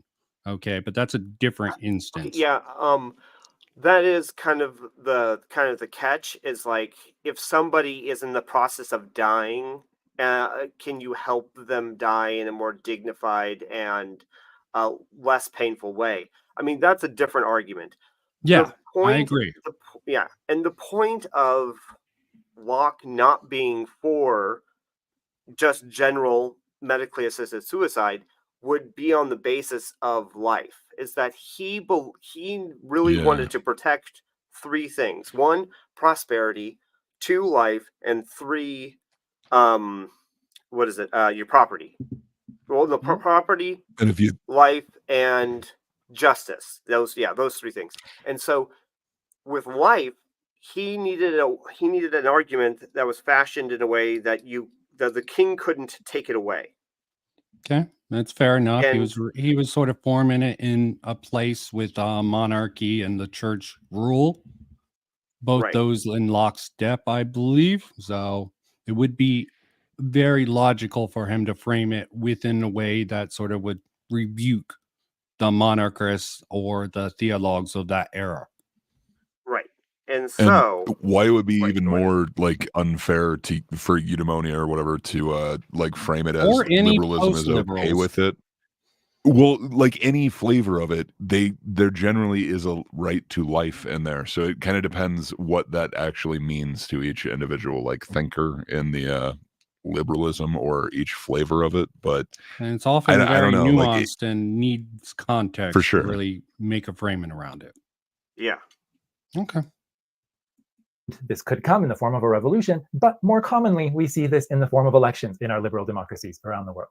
Rousseau, on the other hand, went in an entirely different direction altogether. He believed did. that all these freedoms and society that Locke's world would create would essentially lead to the kind of corruption and destruction that Hobbes talks about. And his saying is that man is born free, but everywhere in chains. So all these social structures that have been set up are what lead to corruption and jealousy and the disintegration of society. So then if you strip away all of these elements, what's left? People being free together in total equality, making decisions for what's best. I mean, this is conceptually a good video. He probably could go into more details, but this is from, random guy that I think has a very neutral stance on this. You even corrected some of his stuff. So not perfect, not framed exactly, but not finding any problems with this. And the Rousseau thing is a very good comparison here. For the community, or what Rousseau called the general will. Without this situation where all of a sudden you might start getting power inequalities between people that lead to corruption, as Rousseau saw it. And so in this world of Rousseau's, decisions are made together by the community. Yeah, so what I was going to say is that he believed that, like, wealth disparity was bad. It was bad for people on the bottom, and he thought that people at the top were affected differently, but both negatively by wealth disparity. And so while some wealth disparity is inevitable, that doesn't mean that we should give up trying to regulate it away. That was something that he said. Okay. I mean, can't argue with that general sentiment. Does it mean I'm going to co-sign every one? You need to take everything in piecemeal, especially given that these three were radically different in their philosophy. They were. Community. Laws are made directly by the people of the community. And sometimes you might get your way, other times you might not. Sometimes maybe you don't get your way at all, but it's for what the majority of the community want. Or again, this idea of the general Very will of much. the community. Yeah. And if that's what society deems best, well, that's what happens. So if we're to summarize these three philosophers with maybe their catchphrases, if you will, right? You have Thomas Hobbes and his belief that human nature is nasty. Yeah, this is nice. Nutshelling things can be good That's for that's really a communication, quick but and it can short. also Hobbes or Rousseau, I mean, his general will is, I mean, that's worth going over. I mean, it is expansive. That needs its own diagram. A real like Kenneth on it. it Okay, is so it watch is Kenneth so diagrams when she gets back home. complex. Yeah, I would actually like to do a diagram with her on Rousseau, because the way I he mean, on each structures one of these government. men could be done very interestingly. Yeah, Philosophy diagram would be a good idea to add to things. philosophy diagram. Yeah, Good idea. Clip it, me in the future, not CT. I will. Okay, got it. Clip it, Andrew. Maybe that should be Flip our it, own thing. AC. Nice, AC works. Brutish, and short. So you need that strong authoritarian dictator in order to keep security in check. With Locke and his belief that freedom is of the utmost importance, government should be limited and only protect life, liberty, and property. And finally, Yeah, like even that I would push back on. Only, it should mainly, okay? Well, no. It relates to these three things. You'll get interactions between people, but these are what rights are. Yeah. I mean, because what is it? There are regulations. There are all should kinds protect of laws things and that whatnot would actually and stuff. sort of support those ideas. Yeah, exactly. Okay. That's. I just law. don't like reductionism, okay? Want to mock Mhm. it. I mean, it's a bit mean, but nitpicky also, but Well, that's you're looking light. for the snapshot. What is the snapshot I'm of Hobbes, this is snapshot of Locke, snapshot of Rousseau, and Yeah, wouldn't it by necessity be reductionist to bring it to like a thumbnail sketch or mean, yeah. elevator pitch of The what an po- entire right. like But the point is philosophy would be? to accurately give a short summary without violating what it is. Yeah, And there's I know always that's more really hard, nuance but you can go into, but generally this is a short video. It's smart to yeah. do this in the end for a summary. Rousseau's big catchphrase that man is born free, but everywhere in chains. People are good, but society corrupts. And so you strip away all of society, and what's left is that pure form of equality between individuals. Okay, and there also is with Rousseau is this concept that people who are, what is it, in violating, and you might even relate to this in a modern sense, is that some people might need to be forced to be free. Yeah, it seems very Orwellian in design almost, but that's just my impression. General nutshell impression. I'm sure it's much more nuanced, and there's definitely some points I probably would agree and disagree with him. Locke is probably the one that would be more lockstep in with. Mm-hmm. That's besides the I point. see what you did there. I did something? I'm an idiot, Gray. I think you're giving me too much credit. Mhm. So I think that's definitely a good sort of encapsulation that to frame us going into sort of the ideas of Dave Rubin. Oh, What and do you want to so see this Dave Rubin beginning? No, I think we're gonna get too bogged down. yeah. I'm looking for the one that you definitely agreed with, and I definitely liked it a lot. That's what I'm gonna play. James Lindsay's video. It's like 45-ish minutes on post-liberalism. We don't need to watch all of it, but just like, if I was to say add anything, is that with post liberals seem to think that everything is Rousseau, or maybe a little bit Hobbes, but they completely ignore Locke. They Of course, they that is have something Well, that's they're kind of doomers. yeah. They uh, completely ignore Locke in their analysis of liberalism. okay, you want to do the. Okay, he had a recent one, the problems with classical liberalism. That's not the one you wanted. Post-liberalism by James Yeah. Lindsay. Yeah. Yeah. I should have had that queued up, Here, I can send it to you. but yeah, I'm getting there. Let's see who can get there first. Me or you? Battle of the Post. Gnostic parasite. It's also another problem with James Lindsay is some of the stuff he goes into. Okay. Yeah, I got it. Okay. Beat you, Andrew. Sorry. I'm right Ha, ha, there. ha. I'm Ha, ha, seconds ha. behind. Yeah, I'll race to see who can grab it. Fun stuff. Okay. Let me. Yeah, I guess I should have actually made marks on this. I generally do. Yeah. Okay, I did make a mark. Beautiful. Good. Okay, but I'm going to give it a little bit of leeway ahead of time. And I show that beautiful bean footage. Teal also was involved in speaking there, but I'm not positive about that. I didn't go. Some people wondered why I didn't go, and I kind of laughed about that because I'm not post-liberal. I actually believe that classical liberalism does not necessarily evolve into communism any more than Catholicism naturally evolves into liberation theology, or that Protestant. Sort of funny given Yeah. the sort of framing of the wisecrack video we watched first. Yeah, no, that does seem to be a trend in these post what is it? It reminds me of Hegel. Post-liberal thinkers. Honestly, it reminds me of Okay. Hegel, which makes sense, Yeah. seeing as they come from socialism. Generally speaking, is that Or socialistic thinking, or Hegel- even a religious framework would also lean towards that direction, in my opinion.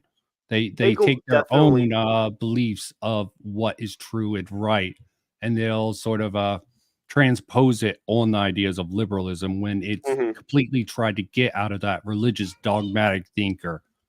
Okay, I'll play.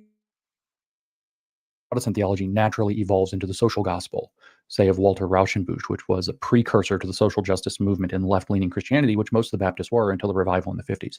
And so, not all the Baptists, but most of the Baptists. So I don't think that classical liberalism naturally evolves into It's really important communism, what he just said obviously. there. In fact, I think that the he absolute pointed out that standing up for individual rights, which involves pointed out challenging both that government power and liberalism also challenging corporate power was at some level with antitrust, for example. Anti-monopoly is anti-gigantic merger kind of approaches. This I is think like is actually a necessary Lockean to idea defending right these here. individual rights. Right here, where he's talking about these anti-monopoly, Okay, merger Lockean type in stuff. belief. That's Lockean, yeah, because he believed in people's what is it? It'll come up in my my video on Locke, but he had this idea that Nice. yeah, that you have that what is it? Both governments and companies can go too far, and they can actually suppress people, Yeah. and so you got Everything in moderation. Yeah. So this idea, the anti-capital, the anti-monopoly and like gigantic mergers type stuff that he's talking about here, is referencing positive reforms that were founded in the Enlightenment. They're Enlightenment ideas, right? That are anti-capitalist, things that socialists, or whether they're right-wing socialists or left-wing socialists, would deny really exists. They would probably even want to take credit for those kinds of reforms, and say that they are anti-liberal when they are firmly in a Lockean perspective. Insane. rights against their, which I think are genuinely natural rights, against their encroachment or abrogation. So anyway, there's this post-liberal movement on the right that, just like the post-liberal movement we call woke on the left, wants to throw liberalism in the toilet. Now, kind of strangely, many of the people in this movement and tangential to this movement, surrounded by this movement, think that communism is not just an extension of liberalism, but they call the woke left, which are leftists, which are Marxists, which are not liberal, which have been openly criticizing liberalism for a century or more, openly against it as far as the woke go. Yeah, it seems to be placing all That these sucks. people.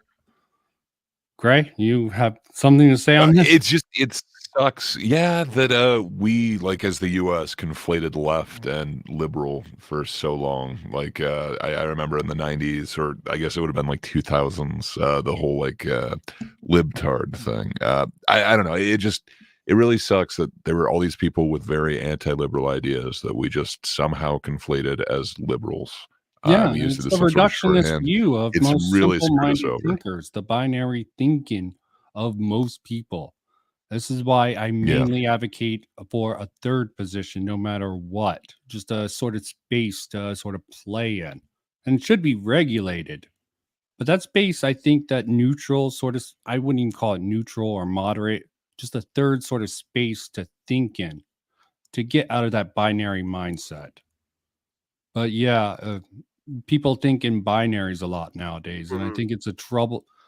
It could deal with just the sort of nature of society as a whole, right or wrong, yes or no, true or false, when there is a gray area. And we do have that encoded in us. I'll agree with some of the lefties on the sort of theories of language can shape culture and even thought processes. They oversell it, in my opinion. I disagree on that. Sorry. Okay. I disagree wholeheartedly. I think that by manipulating language, you can confuse people, and you can you can frustrate people.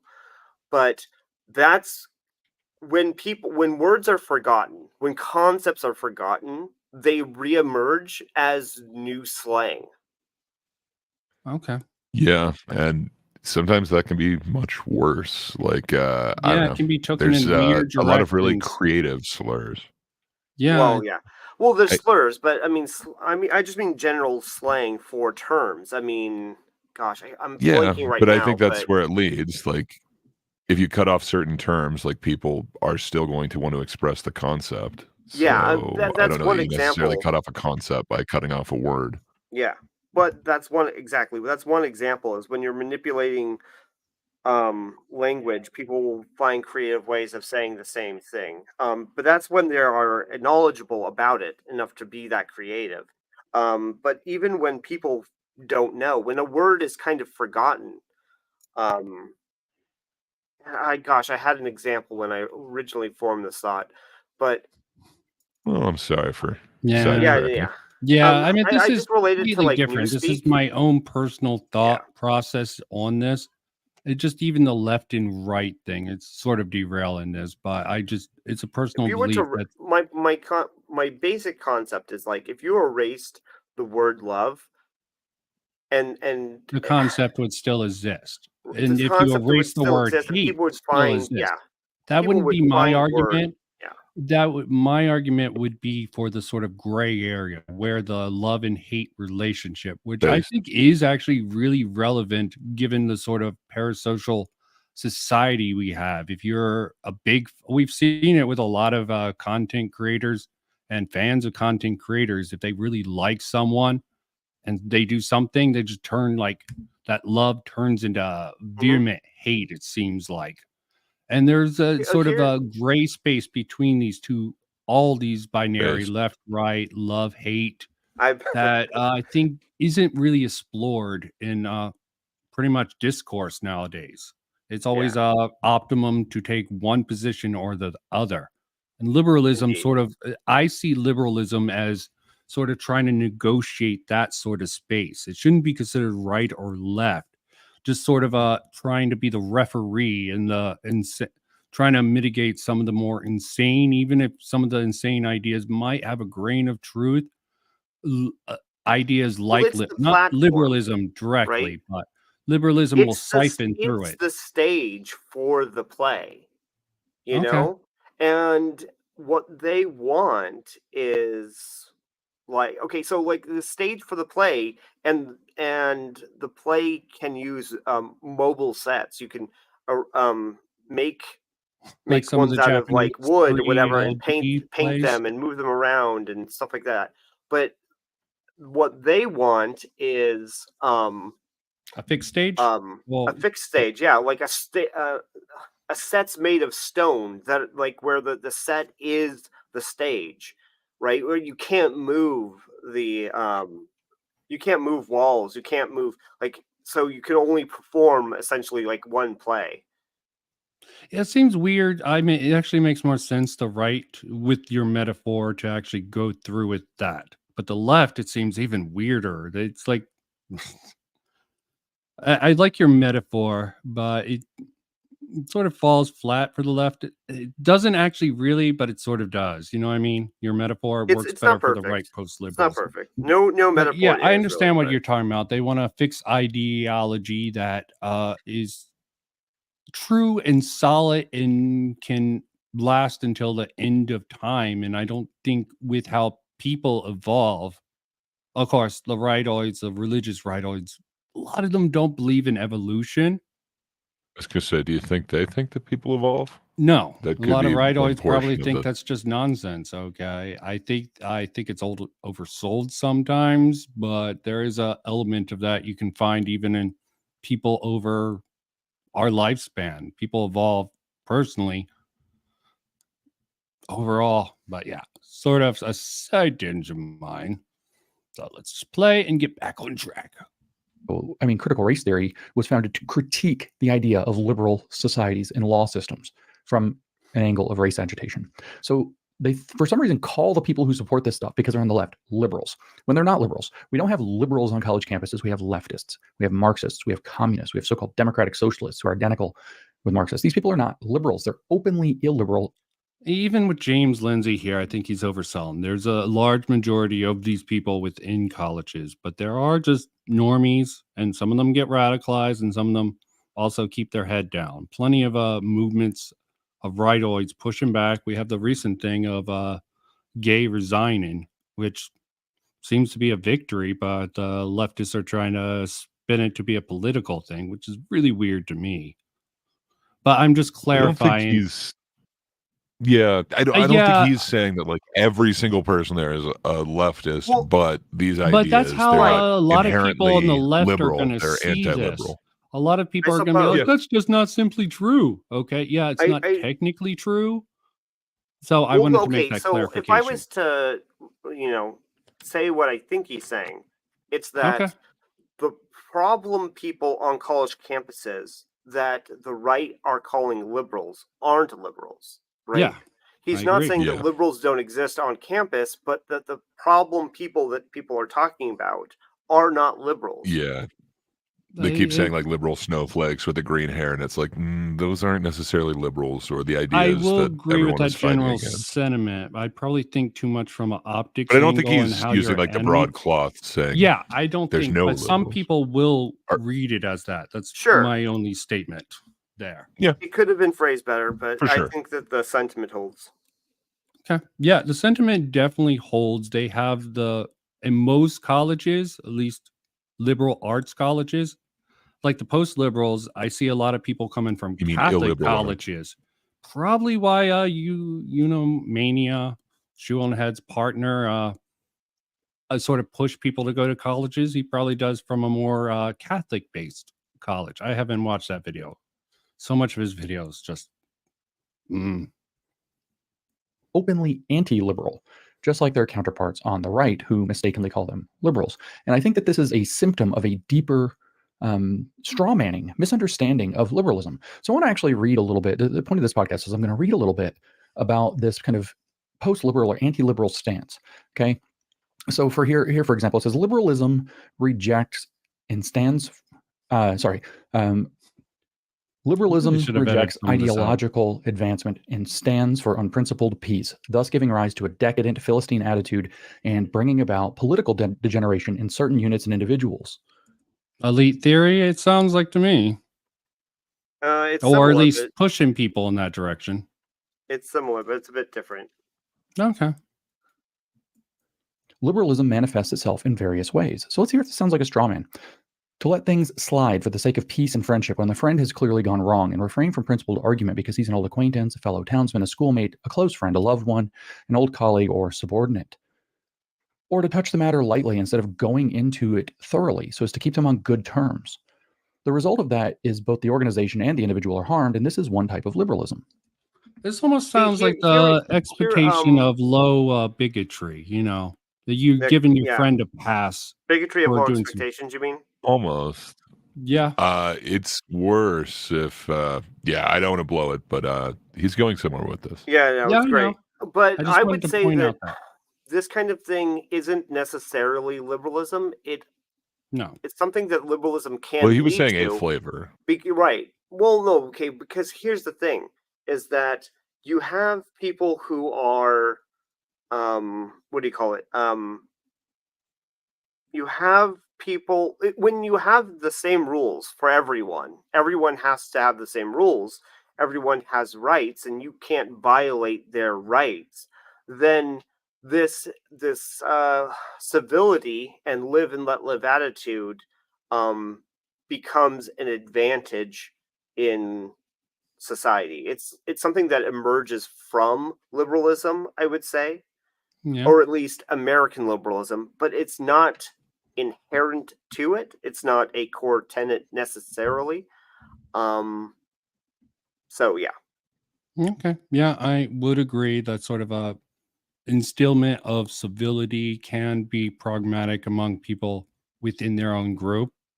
Like, let me bring up Sargon. I recently really went into that. Not to say Sargon did it, but back in the Skeptics, Sargon had this sort of debate with harmful opinions over the Gab. He was arguing for the community.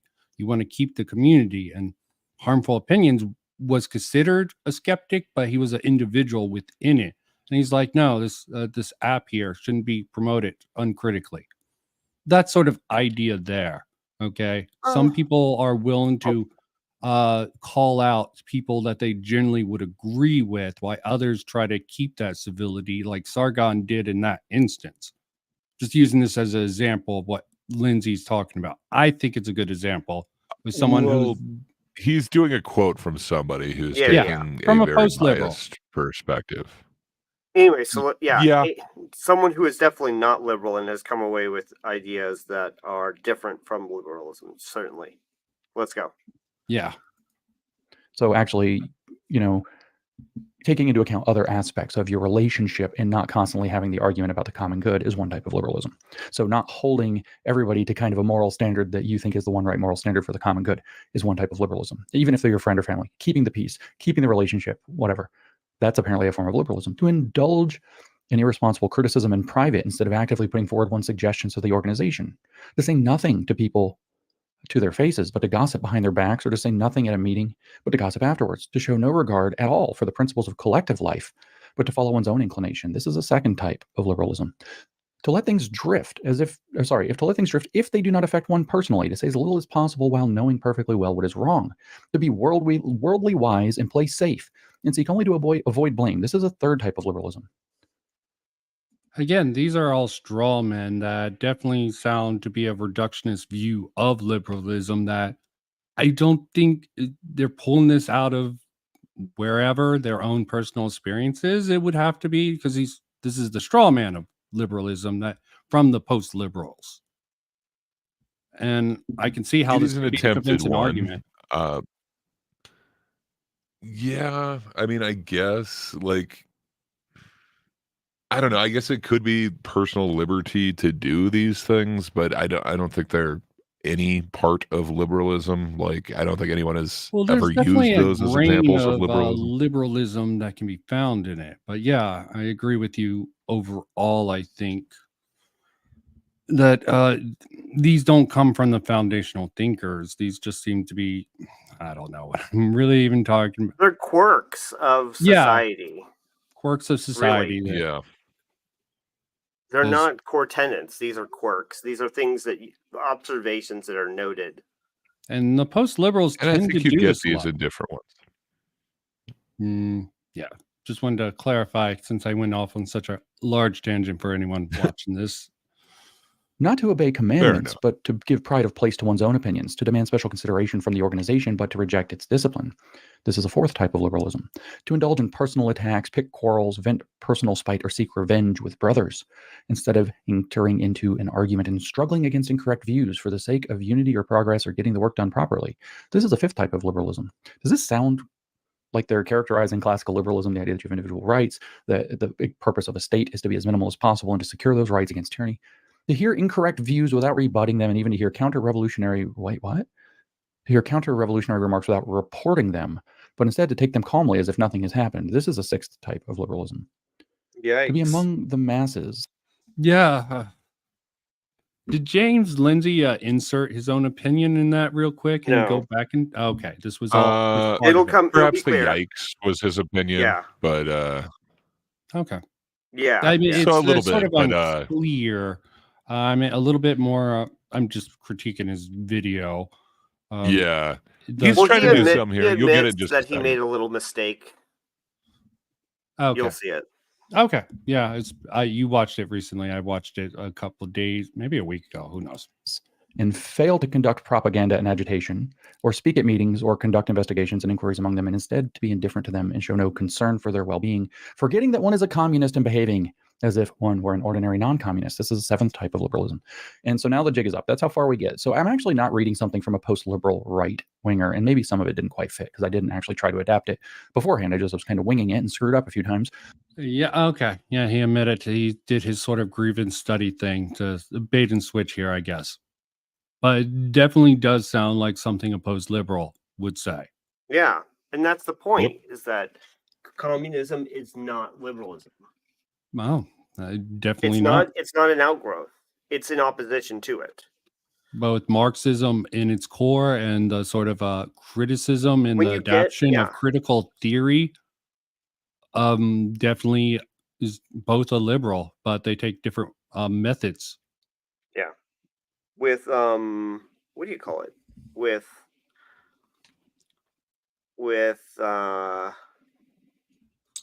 gosh darn it. Gosh darn it, yes. Maybe Yeah. the thought will come. Let's listen to some Yeah, more. keep going. I am reading from the selected works of Mao Zedong. And on September 7th, 1937, he published a very famous piece called Combat Liberalism. In case anybody had any confusion in their mind about whether liberalism becomes communism or if liberalism has to be defeated in order to install communism, just like liberalism has to be defeated to install a post-liberal reactionary right, let those doubts go to rest. The title of Mao's argument is, this is a very famous argument, is Combat Liberalism. And this is from 37. Mao didn't take power till the end of 49. So this is relatively early in his career. He kind of got his career beginning as a CCP operative. I just want to remark the sort of tactical, him going in the Marxist. He makes a great argument for how does he explain Wokeism, Marxist, Maoism with American characteristics, I believe. Yeah, similar. Yeah, I think he's definitely brought it that way. There is a And great it's leap definitely forward a we're more trying to honest do. way of looking at it, but framing this for general public tends to I don't know about lose honest. people. It's more accurate. More accurate sort of depiction of this, and but a lot of people, a lot of leftists, sort of, some of them, the smart ones, will denounce China as a problem. Okay, so this might not be the best rhetorical strategy. More honest, as you said. Well, Or this accurate. isn't a rhetorical strategy that is geared towards the right to help people on the right realize that, it's kind of like how leftists will say that just because we have things in common with TERFs doesn't mean that CCP? TERFs are our friend, right? Yeah. And so it's something similar to that, where it's like, just because they're against socialists doesn't mean that they are our friends. That doesn't mean that they come from within us. The post-socialist or the they are. The former socialists that created the post-liberal movement are themselves simply they're critical theorists. They believe in the socialist lens of analyzing history and power dynamics, and it's just a blunt instrument that does not take into account the and they can throw the honesty out foundations the and door. accuracies Analyst of of liberalism. what liberalism is. They don't even Indeed. have to care about that under the sort of a critical theory. I called it critical church theory for Unamania. But yeah, but I just wanted to stop to remark about my thoughts about this particular video on, yeah, he is correct. A lot of the wokeism definitely does have characteristic of Maoism, which came from Marxism. I like the framing of critical theory, the Frankfurt School, but that's discounted. What was it? Cultural Marxism is a conspiracy theory on Wikipedia. I found out. I'm like, wow. Ouch. Well, Yeah, it's different. You don't have to It's touch not on that at all. Yeah. You can still talk about the phenomenon without talking about that. Yeah. Sorry. I get lost in the sauce sometimes of relevant things that I think that probably aren't.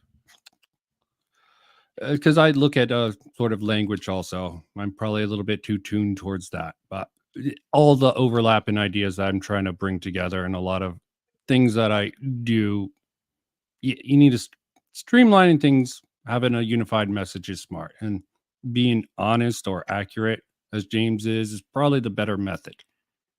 I think in 1923. So he's actually about 14 years member of or at least operative for the CCP, but he isn't to be in power for another 12 years after this, a little over 12 years. So let me actually read Combat Liberalism. I started this way. It took a little time to kind of give you a picture that the post-liberal right is not that different from the post-liberal left. They're actually basically the same thing. And this was an argument made to take China in a very, what we would consider post-liberal direction. And Mao is criticizing the liberals as being the problem that's preventing communism from being able to take over. The Kuomintang and the Nationalist Party are still in power. The Kuomintang is the Nationalist Party. Let that not be confusing because I said and. I remember him going on a whole tangent about that. You want to cover this or skip No, ahead? I think that's good. The rest of it is good as well, but I think that we get the point here. Okay. Yeah. For I mean, our anyone, purposes. I'll link this in the video for anyone watching this in the future. It's definitely worth consideration. Should have made more timestamps, but I am an agent of chaos and I like to run my streams a little fun. But I don't know. Gray, let's see where he's at. The church organizations. It's the same thing. So Mao says liberalism manifests itself in various ways. He says to let things slide for the sake of peace and friendship. When a person has clearly gone wrong and refrain from principled argument. Let me pause this. So you guys want to go over the ideas while I try to find a more relevant point? Because there's a lot to actually unpack. Oh, yeah. I hate the term unpack here.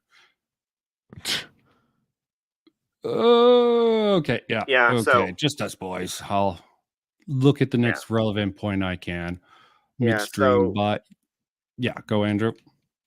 No, the post-socialists, or sorry, the post-liberals don't seem to realize that, or not don't seem to realize, they're ignoring the differences that we went over with Hobbes, Locke, and Rousseau. And realize, and not even just that, but the Grotius and Montesquieu, right? Grotius, his views weren't taken up by everyone, right? But he is a huge influence on international law. And specifically for the left, the progressive left, not the liberal left, but the progressive left, they believe in a very Rousseauian view of society. They incorporate Rousseau with Marx, and they have this idea. That's where they get their ideas, right? And it is from that tradition that the post-liberals come from, whether that's the Christian philosopher, the Catholics that eudaimonia is in conjunction with, or whether that's the technocrats that the or was it monarchy, Libertarian monarchists libertarian like monarchs come from. They have their analysis of society comes from a socialist perspective. I do agree. That so one that I one that assumes a Rousseauian perspective, but that again, going back to what I just said, different Different strokes for different folks. Enlightenment philosophers won in different areas. Yeah. And it's important to realize who won, what their philosophies were, how they evolved, what is the interaction between these different systems, and to get the full picture. Yeah. And this level of analysis is simply not done. No, I meant power politics prioritize defeating your enemy. So when your side wins, you can institute what you believe is right. It's about just attack, just finding all the flaws, no matter how dishonestly you have to relate it to other matters. This is why I'm really hesitant to do any guilt by association. Not that associations don't matter in this world. It's just overutilized sort of attack on different political fronts, in my opinion, at least, that are like 7 degrees of Kevin Bacon in film. Sure. And I'm that just is also to say that just because you are talking with someone who it claims to be a post-social or post-liberal, that doesn't mean that they're personally coming from a socialist perspective. But Yeah. just this is where the ideas are coming from. That it's like someone you need to pointed engage out with the people sort on of an individual things that sort basis. of I'm not saying Sargon is a post-liberal. He seems hesitant to take it on, even if he does do a defense. Same with Dev sort of introduced Sargon to a lot of books. Someone brought this up that led him down this sort of weird path that Sargon's I don't taken. know. Sure, perhaps, but Dev, from what I can see, at least I don't watch a lot of him directly. I watched him on other programs. See, I And watched a lot of his videos. I mean, I don't want to really comment on what I think of them right now, but it's hard to say to find in what I his could video. see of him on other programs is that he is simply someone who is invested in research. So he reads all of these people, and he wants to be able to accurately depict what their ideas were or are without strawmanning them, and that somehow comes across as an endorsement of Yeah, those I ideas. agree. Many people misrepresent him on both sides in reality. I can understand his sort of reactionary perspective, like Adam's quote tweet that I brought up earlier. But Yeah. there's also a fundamental flaw That was with Dev's just quote tweet getting of Adam, into but just the academia side of things. When you're so deep into just the academic theories and don't try to understand how people in our society are using these academic theories, is a sort of problem, in my opinion. I can't quite pinpoint it right now. So maybe it's all my years of like philosophy tube, all these bread tubers. Starting to think of some of these more anti or critical people of liberalism on the right as sort of who do essays or speeches like beer tubers instead of bread tubers. Because you don't see too many of them, but I do see a couple of them, like with, ShoeOnHead's partner. I should say his name, but let's fuck it. Or the Pax Tube guy that I brought up, the Catholic, definitely post-liberal ideas. I'm just seeing all this stuff, and it's hard to unpack a lot of these ideas and explain what's the problem with them. and treating them especially seriously. especially concisely. And Yeah. to someone who believes in these things as problems, eh, or the problems with their ideas to people who think that they have a good point to make. Yeah, I agree. Okay. I'm maybe a little bit dismissive of it because I think it's a fun tactic to just Well, shit on shitty here's a big ideas, but thing. rhetorically, it's not great. I agree. Well, If I, here's the big thing about like religion and this social aspect of what people should and shouldn't do is that it can have wondrous effects. The problem comes in when you're mandating it to other people as a arm of the government.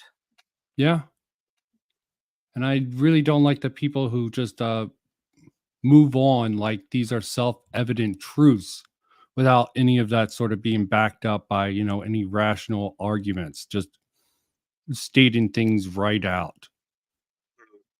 I mean, there's just so many problems with things all around. And yeah, any thoughts on all this, Gray, or are we just being pedantic in Yeah. your opinion? No, not at all. I didn't have too much to interject. I was just kind of along for the ride. But yeah, well. I agree. Did what I say make sense, or what I've been saying make sense? Yeah, It you, Because did.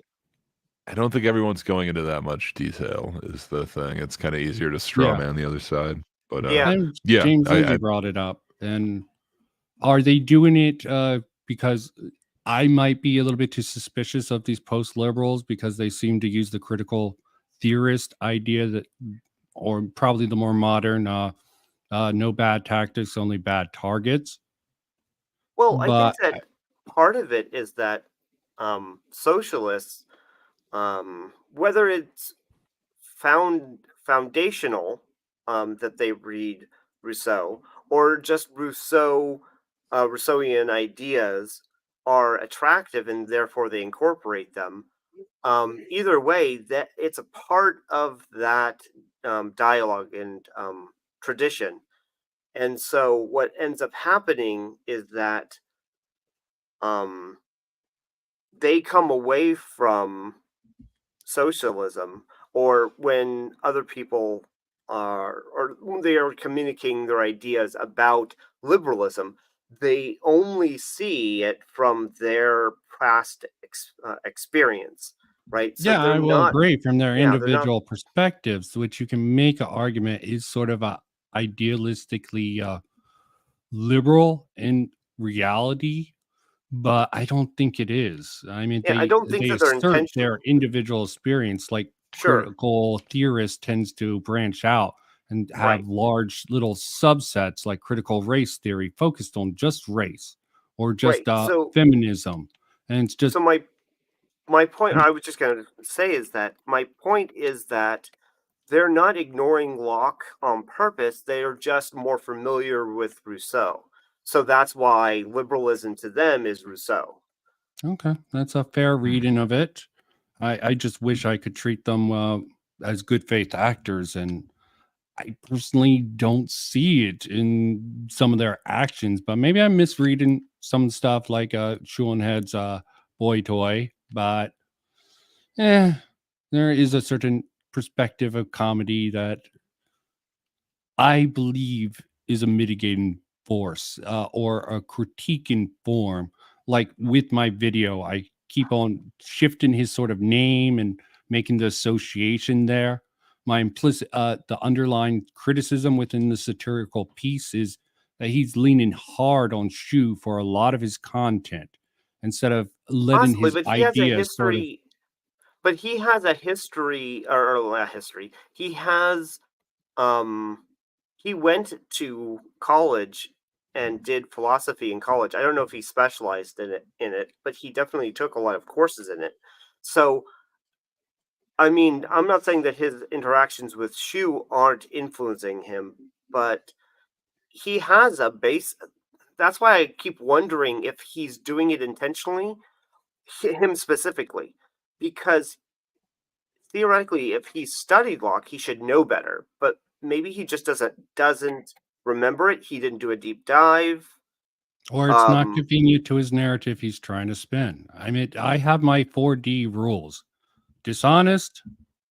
Well, I should start with dumb, delusional, dishonest, or D, all of the above. More of a collection of that. I can never make that determination, but the 4Ds have served me well, and it has a convenient name to it. But I think that's the most fair way to look at most of these people who use the sort of things that I see in a lot of post-liberals arguments.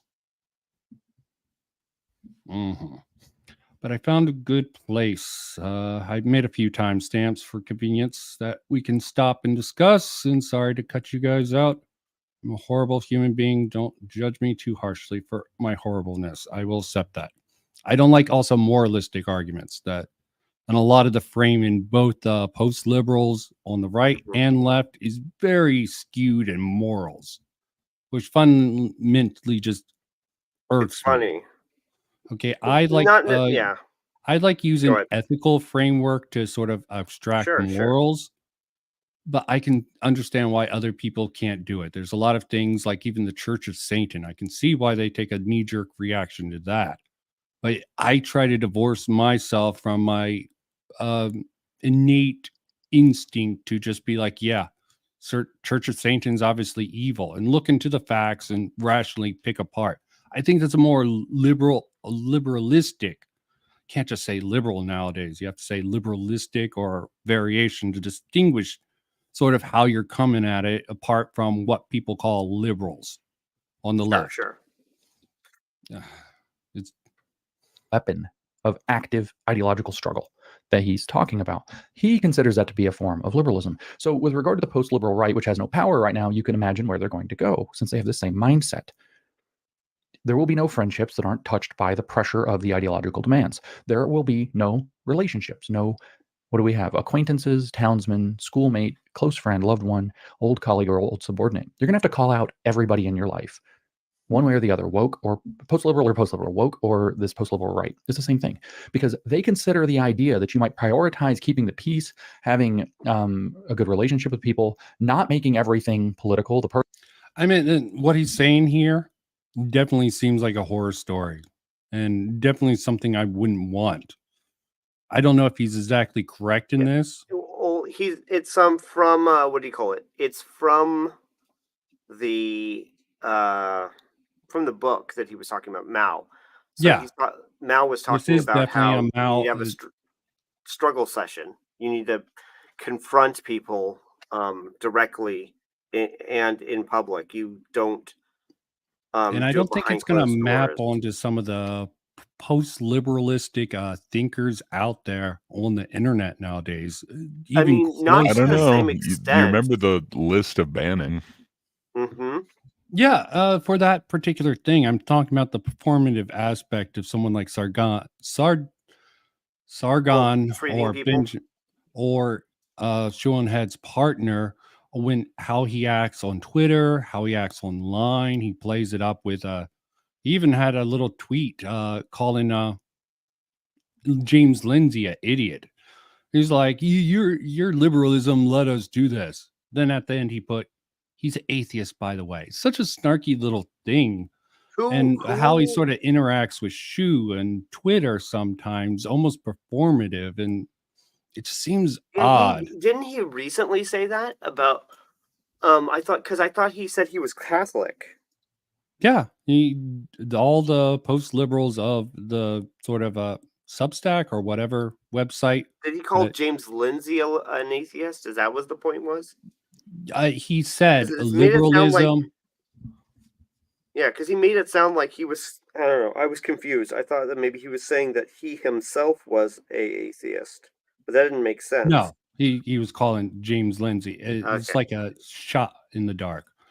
Yeah, let me continue with this. I'll pull up actually my files. It's like, yeah, definitely.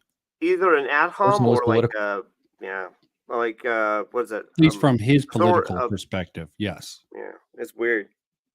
Yeah, I'll bring that up. I'll play. Well, is basically what's being said here. Hey, feminists, that's you screwing up the whole world. I paused there for a long time, so I didn't say the F word. I get a little pissed off about that. Yeah. The idea is to drag the political ideological struggle into every corner of life. Okay. And there's your cancel culture. I also think there's a problem with James Lindsay getting too emotional about these issues. That's all I'll say on I that. get it. I get it. I mean, when I Me was too. listening, I mean, it was extreme, sure, but when I was listening to Eudaimonia talk to someone about these ideas, I literally punched the wall. I was so mad because he was strawmanning Locke like crazy, just basically lying. And Yeah. Is it out of stupidity, Made me not so mad. fundamentally misunderstanding, or should I say, people he's learned in college or educated by has misled him that gives him this view, or is he doing this intentionally to further his political goals? I can't say that for sure, but the result is a misrepresentation that sort of poison any sort of conversation about liberalism he will have if he doesn't try to have an honest conversation about the fundamental ideas baseline.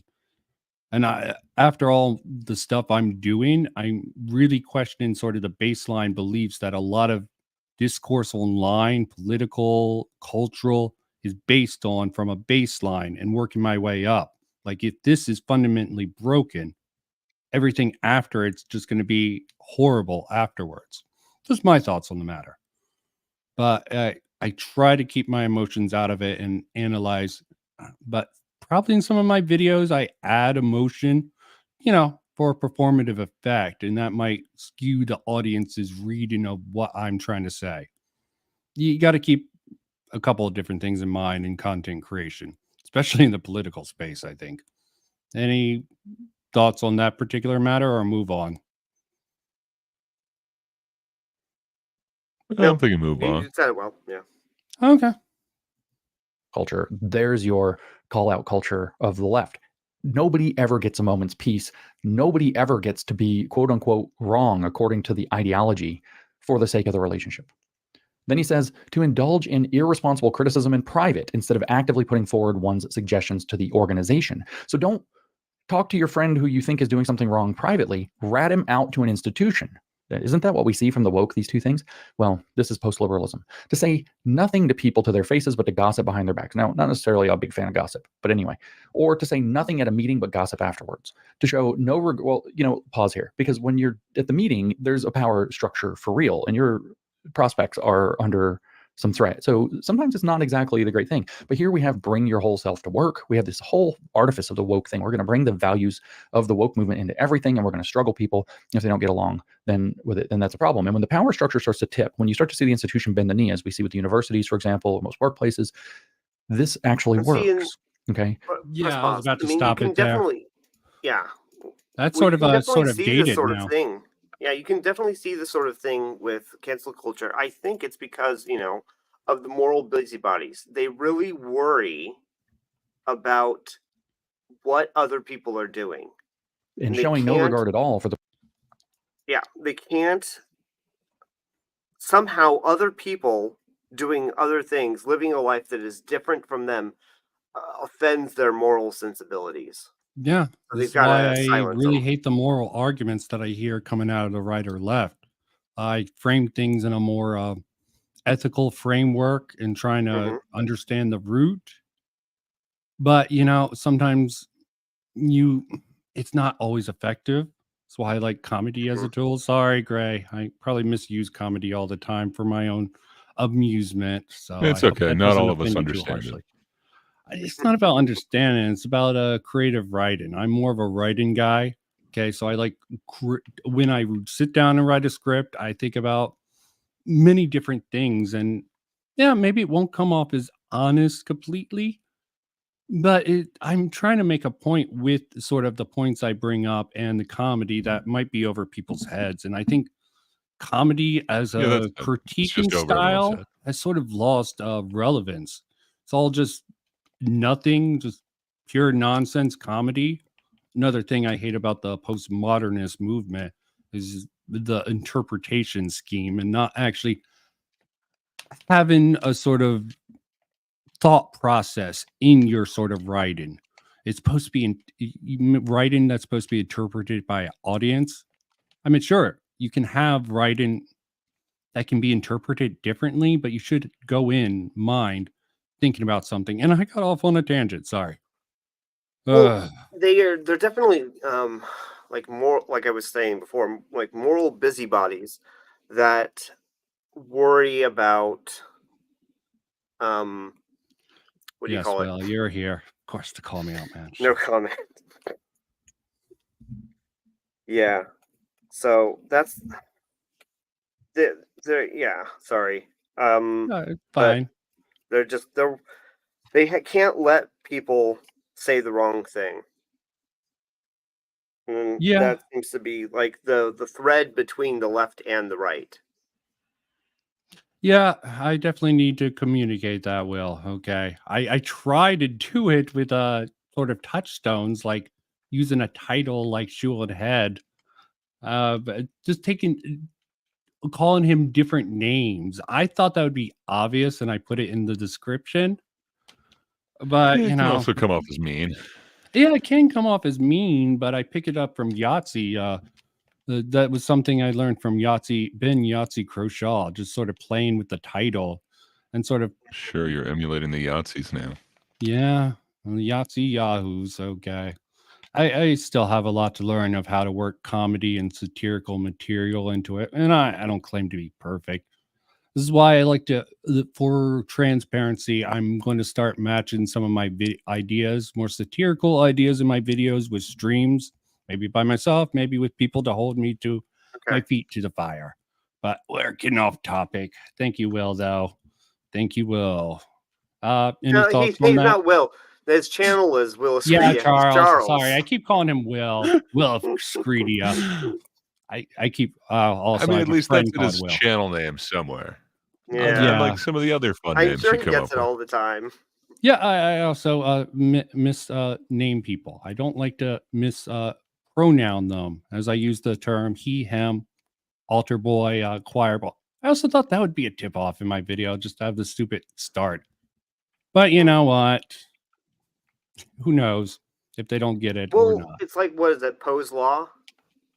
You know, you gotta, you don't. Sometimes it's hard to tell whether or not the person is joking or it's a satire. Yeah, I usually put it in my video descriptions, and What I think in joking or having these satire, streams to whether they're talk being mean or it's satirical. Sorry. and having these streams to sort of clarify my positions is a good step for my own personal development as a content creator. To seriously try to comically tackle some topics with some of my videos, and sometimes discuss them more properly like this and be honest with my views on it. I think that's the proper way to do it in content creation. Sure, yeah. You have trajectories and people can track what your arguments are. Yeah. Okay. But get back to a good place, and I am going to keep us on a time frame. So let's get back to this real quick. And of course, I keep pressing the wrong button. Here we go. Actually, I would give them some of that. That is liberalism. To follow one's own inclination as a individual who is capable of reason and discernment and understanding the world around them is, in fact, the point of liberalism. And showing no regard at all for the principles of collective life, rather than holding yourself to some kind of a moral standard for yourself. That, in fact, is. We would, as a collectives have to be in a free society, kind of voluntary things. They can't be things that you're forced into. You can't be forced to participate in them. You have to be able to follow your own. Yeah, I generally agree with this under the framework of liberalism. There's also another thing, because I might cut it off in a rough manner because I'm in a time frame. But yeah, education is a very important in a liberal society. You want your general populace to be as educated as there can be. And there will be some factors within that. And that's all I have to say on that. Continue. Sure. Inclination, which may involve coming or going. To let things drift if they do not affect one personally. So here again, we see the woke, but we also see the post-liberal right. our society's become decadent. We recently saw one of the guys associated with American Reformer by the name of Matt Peterson on Twitter talking about how what adults do, not people, adults, specifically adults do in the privacy of their own bedroom has massive implications for the construction of society and therefore is something that we can't. Yeah, sorry, I shouldn't cut this, but that's It's abhorrent worrisome. to me, okay? Just Yeah. downright. As a liberal who follows liberalism, that just sounds unacceptable. Okay? I have Agreed. nothing more than that. I mean, unless you're abusing someone within the privacy, that should Well, yeah, be the exposed. point, and that's the point, is that the can and cannot is determined by the state, and beyond that, And there the are some should stupid and rules still in the shouldn't. book about on the private. Okay, Yeah. law enforcement cannot enforce it. I just wanted to bring that up. There are some stupid Yeah. laws on the books. Right. And the should and shouldn't, though, is related to the The sort of is ethics of what you're trying to the lay should out. and shouldn't. Yeah, the should and shouldn't is your creed, whatever Yeah. kind of additional social creed that you have, whether that's a church or There's also the I alts don't and know. should Yeah. be's of sort of philosophy and ethics. Like our society ought to be, should it be, and sort of going into the sort of details with that. Very very gray area that I like to use personal Based. actual examples to sort of base a lot of my ideas off of when I'm trying to argue effectively, at least. Still working on that, but everyone should practice with what their ideas and listen to feedback. That's just how Indeed. I think that's something liberalism I think promotes in my mind. So this is why when Yeah. people talk about Well, it's this one is of what those. liberalism is. Go on, Yeah, it's Andrew. one of those things that is a product of liberalism, but isn't necessarily liberal, explicitly. Like Yeah, we were and I will talking about admit to it. And I should promote the sort of conversational Benjamin Boys, which we're not going to cover between Sargon and James Lindsay, because that was really informative. Because they both agree on some things, and I could disagree. It's more nitpicks with it, but I think that sort of For sure. discourse would be much better than what other people are doing with this. Yeah. Can't really tolerate in their private to let things drift if they do not affect one personally. You got to get into everything when you're woke. See, they accuse people that are white, for example, of does not seem caring true. about or not supporting CRT because they say, well, the issues of black people don't affect you, as though CRT accurately represents those issues instead of contorting them into a sad victim morality tale of revolutionary potential behind it. Again, hate more This is the arguments. standard woke accusation. But you also see it everywhere. There's post-liberalism to let things drift if they do not affect one personally. That's apparently bad. So you have to go become a moral busybody. That becomes a duty of. Yeah. Sorry for keep distracting when I'm trying to cover this effectively. There's also the three principles of rhetoric, logos, pathos, and ethos. So you have logic, which liberalism foundationally, at least conceptually, should follow by. But there you have a little bit of ethos also in there, credibility. But you see a lot of this pathos, emotional talk from a lot of people sort of distract from the logos, and they will go into the ethos a little bit, the sort of process within that. Any thoughts about sort of how that gets subverted, the emotional talk, the pathos arguments, comparison to the sort of logos, the logical arguments that liberalism and discussions under liberalism should take? Or have I think lost there's- everyone with my side tangent? No, again? I think there's more room for that type of discussion in liberalism. I think like a lot of the post-liberalist societies kind of have more of a set.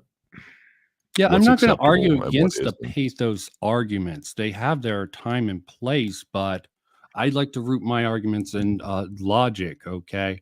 And to say, like I've seen Sargon say, liberalism will lead to imperialism. I don't think that's true. Imperialists think that there can be answers to be determined. Well, I think it's not more only about that. rationale, where hypothetical, like science, settled science always bugs me because science is never settled. There's always going to be new models, new theories that can be Mm-hmm. introduced into the sort of logical scientific process that sort of, and just because the government used science to say climate change is a settled science, the vaccine mandates, all this is settled science, that really bugs me how they sort of conflate that with liberalism, which I don't see it that way. Maybe my understanding of liberalism is wrong, but I'm getting my some of my last thoughts out. Go on. Yeah. Any thoughts around that? No, I think you said it quite well. I think that it just kind of echoes what we've been talking about this whole time. That, yeah. Okay. Let's get a little bit more out of James Lindsay. Just shout at me because I had my spotlight. And why is my stream? I want to give you guys some time to give out your thoughts. Conscience, the morality that you have decided, or more importantly, that the state has decided is the correct one, and you're a functionary of that, has to be impressed upon everybody at all times, everywhere, even in private, whether it affects you or not. That is totalitarianism. That is a totalizing perspective. That's what Robert Lifton warns about in The Psychology of Totalism that he writes about in the book Thought Reform and the Psychology of Totalism. So to let things drift as if they do not, or if they do not affect one personally, to say as little as possible while knowing perfectly well what is wrong, to be worldly wise and play safe, and to seek only to avoid blame. That is a third type of liberalism. That is not actually what liberalism is about. The whole point of having freedom of expression and freedom of the press, freedom of belief enshrined in our First Amendment here in the United States, the whole point is so that you can speak up when you see something that is wrong. You don't have to do so, which is a straw man that Mao has created here. Yeah, Mao. And I'm worried that this is going to be taken as a straw man because he's using Maoism as it. I have some concerns about how optically and tactically this will Well, I come think across. that this works as part of a series of talks, like in Yeah, conjunction with ours. but it's the It whole doesn't long work man well as a bad thing. standalone. It's the whole straw man of the long argument. Most people won't be able to keep up with it, and a lot of people won't have the knowledge. And I do like what James Lindsay does, aside from some of his little, like me, some of his side tangents. So I can't be too hard against him. And his sort of acknowledgement of the emotional reaction, which I think is optically a bad decision because you're emotionally attached to something. You'll be seen as someone who has a perceived bias because you're a rational thing. I just always think about the counter, how I would take this down if I was willing to be a dishonest actor and try to combat Fair this. enough.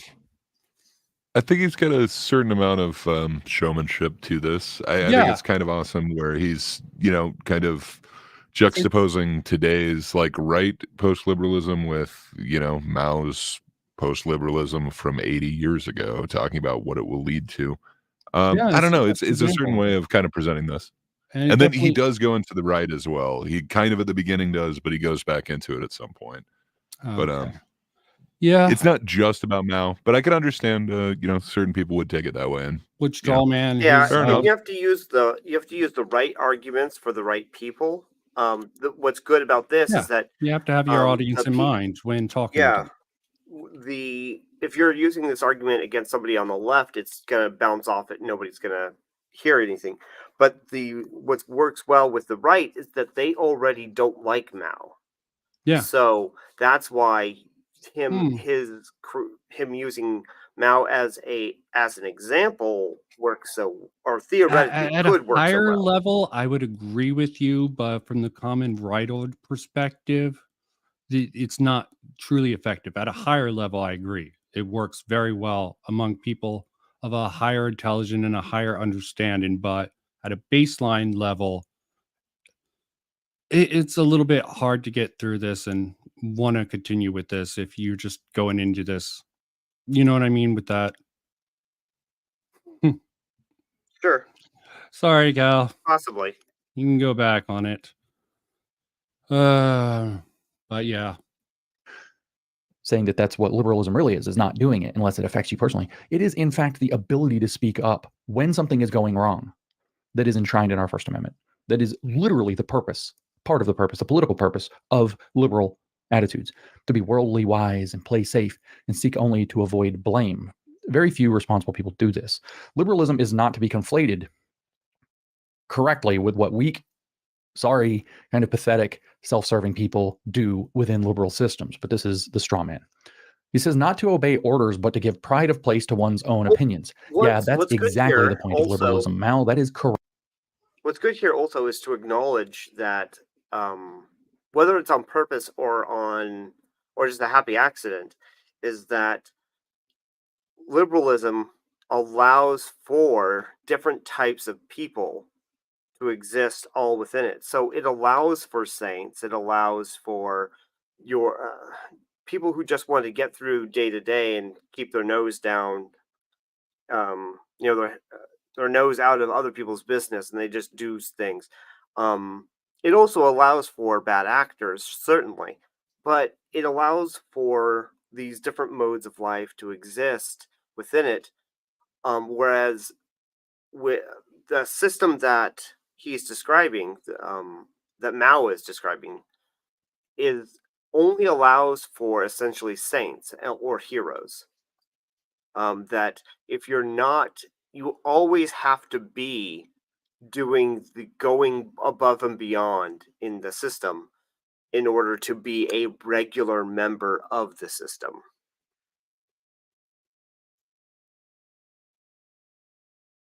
That makes sense? Yeah, it does. That seems to be what's being described, even though it's not being said. Yeah, I think that is also the description. And then I do like, though, he is interjecting a little bit and showing like what the straw mans in the actual argument are as well, coming from the Maoist one. But I like what you were saying before about who he was actually presenting this to. I hadn't thought of it that way. I thought that was some really interesting insight. But yeah, I fear Vincent has left us. Oh, again, yeah, no, he's probably busy. Oh, yep, he is checking something really quick. Okay, Fair enough. I yeah, did not look in sorry. private chat. How are you guys doing? Sorry if I left you hanging. So good. There was something that came up, but life is never without consequences. But yeah, I'm gonna wrap this up soon. Let's give any particular place in this you want to cover for a few minutes, or you want to just have? I'd be interested in hearing what Gray's perspective. Where does he go back to the what do you call it? To the right? Is it like towards the end, right? Towards the end of the video you're talking about? Yeah. Yeah, like I think he goes back towards the Okay, something. yeah. I might be able to pull a little bit more time. Any sort of time you think? Because transcripts are a beautiful thing. Mao, Mao, Mao. Mao, Mao, Mao, Mao, Mao, Mao, Mao, Mao, Mao, Mao, Mao. Oh God, got the Christmas Hey, there spirit you within me go. still. Okay, shouldn't do that with Mao. Very against religious ideas. And yeah, still going over Mao. Beautiful stuff.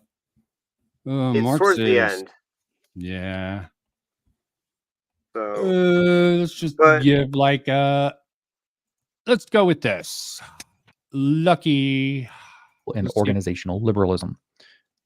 People who are liberals look upon the principles of Marxism as abstract dogma. Or people who are liberals look upon the principles of common good post-liberal conservatism as abstract dogma. They approve of Marxism or conservatism, but are not prepared to practice it or practice it in full. They are not prepared to replace their liberalism by Marxism or common good conservatism. These people have their Marxism, but they have their liberalism as well. See, they're conservatives, but they're actually liberals too. They talk Marxism, but practice liberalism. They talk conservative, but they actually are liberal at heart. They apply Marxism to others, but liberalism to themselves. They keep both kinds of goods in stock and find a use for each. This is how the minds of certain people work, Mao says. He says liberalism is a manifestation of opportunism and fundamentally conflicts with Marxism. Let's just read that again. Liberalism is a manifestation of opportunism and conflicts fundamentally with the common good. It is negative and objectively has the effect of helping the enemy. That is why the enemy welcomes its preservation in our midst. Wow, didn't that fit both movements at the same time? Such Sounds being about its right nature, from my knowledge. there should be no place for it in the ranks of the revolution Indeed. or in the common good society. We must use Marxism or common good conservatism. We must use Marxism, which is positive in spirit, to overcome liberalism, which is negative. A communist should have largeness of mind, and he should be staunch and active, looking upon the interests of the revolution as his very life, and subordinating his personal interests to those of the revolution or common good. Always and everywhere he should adhere to principle and wage a tireless struggle against all incorrect ideas and actions, so as to consolidate So you the can see collective here life or common he's good of the basically party. describing, or Mao is describing a hero or a saint. Yeah, Um, the true and one this is true the martyr. default. This is the default for how people should behave. Yeah, and that's what Yeah. he's I'm pretty much seeing a saying. lot of, and I'm seeing a lot of similarities between what we were seeing from the. Now I'm forgetting the actual name of the organization. Is it American Post-Liberalism? Yeah, But believe so. the one that we were reading, like those Yeah. things for. Yeah, American Post-Liberal. Sorry. A lot of those Um, ideas came off of Catholic, almost critical church theory or critical Catholic theory, maybe. I don't know. I don't want to straw man them explicitly, but definitely does seem from the Catholic religious perspective is the sort of lens they're looking at this solely through. Totally thrown out facts. I brought up in my video how maybe it's an unfair argument that I made about the sort of a growing population thanks to liberalism and how successful people, how long people are living, and how we need to create so much new infrastructure to sort of go with that limophobia. It's not, we're trying to meet the Oh needs of the gosh, growing population. that limit phobia video is so bad. Yeah, I couldn't So take it bad. seriously. There was like only a few points that I sort of perhaps it wasn't serious. Perhaps maybe it was it's not, satire. but then I hate maybe it was. If it was, it came off. People in the No. comments definitely were like, "Oh, this is exactly what I need to hear. This is the conservatism." And why comments don't reflect the intent of the author. You get a general gist of how Yeah. their audience is reacting. Okay. Yeah. Because audience, I don't think a lot of people take the audience in consideration, how the audience reacts. Sort of like how San doesn't Well, actually care about yeah. what his mods do or anything like that. Depends. And there is a certain amount of discretion you need, certain amount of community. If you're trying to build a community, there's a certain amount of enforcement that you should, if you're trying to be moralistic or ethical or honest with what you're doing, acknowledge your audience. But people who judge, Hassan's a special case since he gets on people's asses for their community. Then when people criticize him for his community, he just like, oh, what's the big deal? Why are you doing this? It's sort of just double standards. It really bothers me. Okay. And strengthen the ties between the party and the masses. He should be more concerned about the party and the masses, or the common good, than about any private person, and more concerned about others than about himself. Only thus can he be considered a communist, or somebody pursuing the common good. All Or loyal, active, and post-liberalism. upright communists must unite to Maybe, oppose the maybe liberal not. tendencies shown by certain people among us and set them on the right path. This is one of the tasks on our ideological front. So that is Mao's short piece from 1937, very famous piece called Combat Liberalism.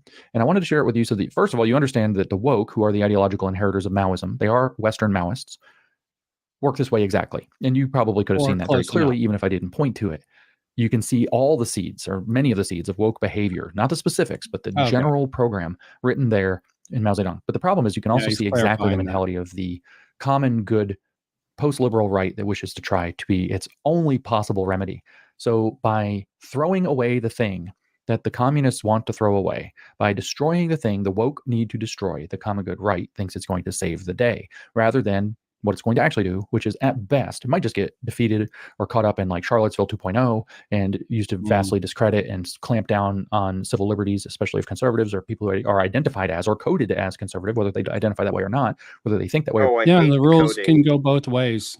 They want to persecute people, but the shoe doesn't always fit. So they're gonna say, well, you know, You may not have the same what your treads may not match, but you have the same shoe size, so I'm going to call it the same.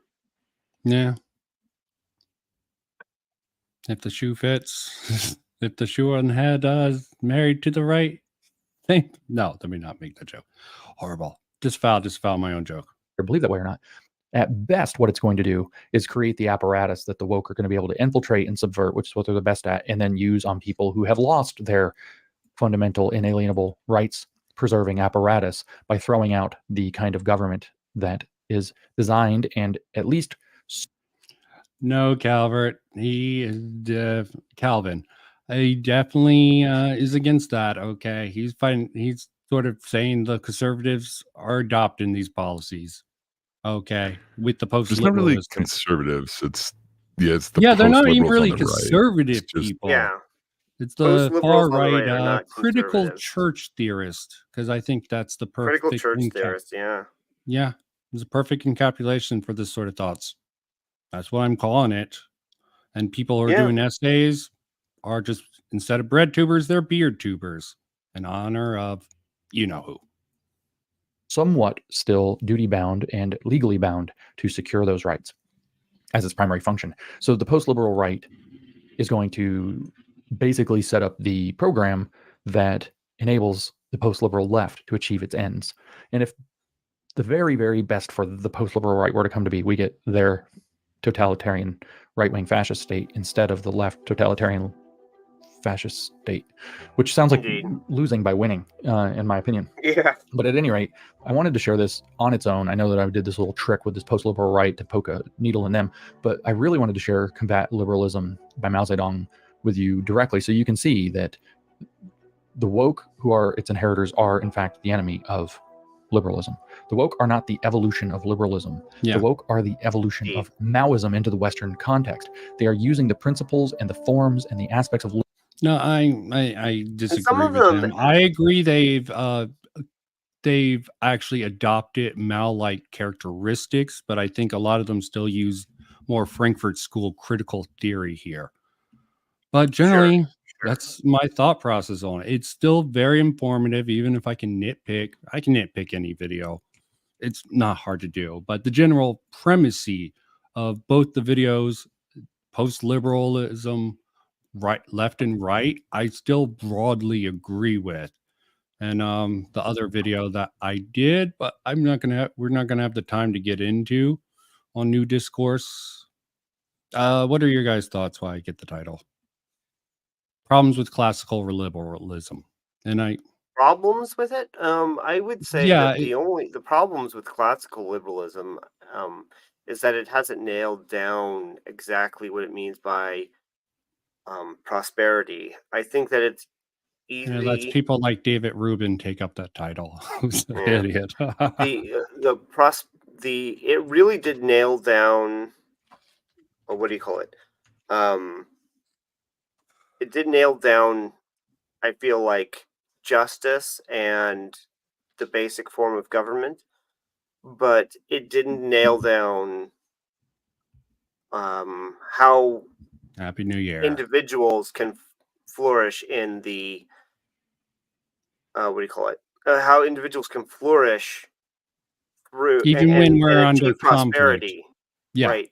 We're making strides by having anti-monopoly, even the electoral college that was set out makes a lot of sense to avoid the tyranny of the masses. A lot of people pushed against that, but the values of the people in the rural areas and the urban areas, which has the urban areas just have a majority. If we went with the majority rule, it's all the city people who would dictate who was elected nationally and even at lower levels some of the time. Okay. Well, I mean, if we had a pure, what do you call it? Majority rule. A majority rule, then essentially it would be like New York and LA would decide the everything in the nation. Everything. If you would now only campaign in those two cities and just broadcast those campaigns to the rest of the nation, and that would be all you would have to do.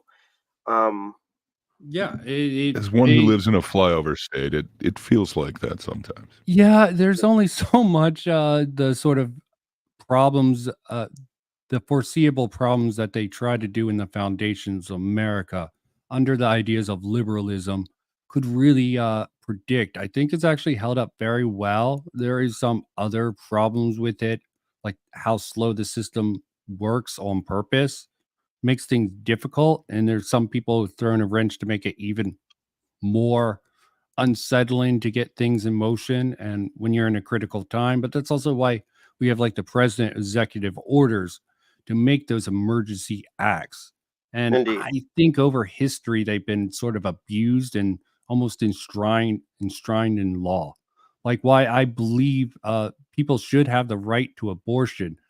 They should have, if they really wanted that in the law, they should have enshrined that into the law instead of just relying on Roe v. versus Wade for how many years? How many years did they just back up on that? It's just insane to me. Like, okay, we'll just let the courts. No, the courts, that just frustrates me to an endless degree. And it seems to countermine the enough. idea of liberalistic ideas. Just pass the buck Well, to the past. your original question was what's wrong with liberalism or what's the problem with it? Right? I don't know if there's necessarily a problem with it, but I think like the Well, biggest this was flaw is that James it keeps Lindsay. getting conflated. Yeah, and Yeah, I I just I think I the am good faith conflation that in. we've done in America with the left and liberals, I don't know. I wish we hadn't made that Yeah, horrible that conflation. definitely I think that's was the a biggest problem. obstacle. And I really think there's a problem of gatekeeping within the culture of people who actually follow liberalism. It's everyone should speak. We should listen to everyone. There's no bad people, only bad ideas. But I think almost gatekeeping within just the label of liberalism and sort of being like, no, sorry, these people aren't liberals. They don't follow the ideas of liberalism. They can pick another name.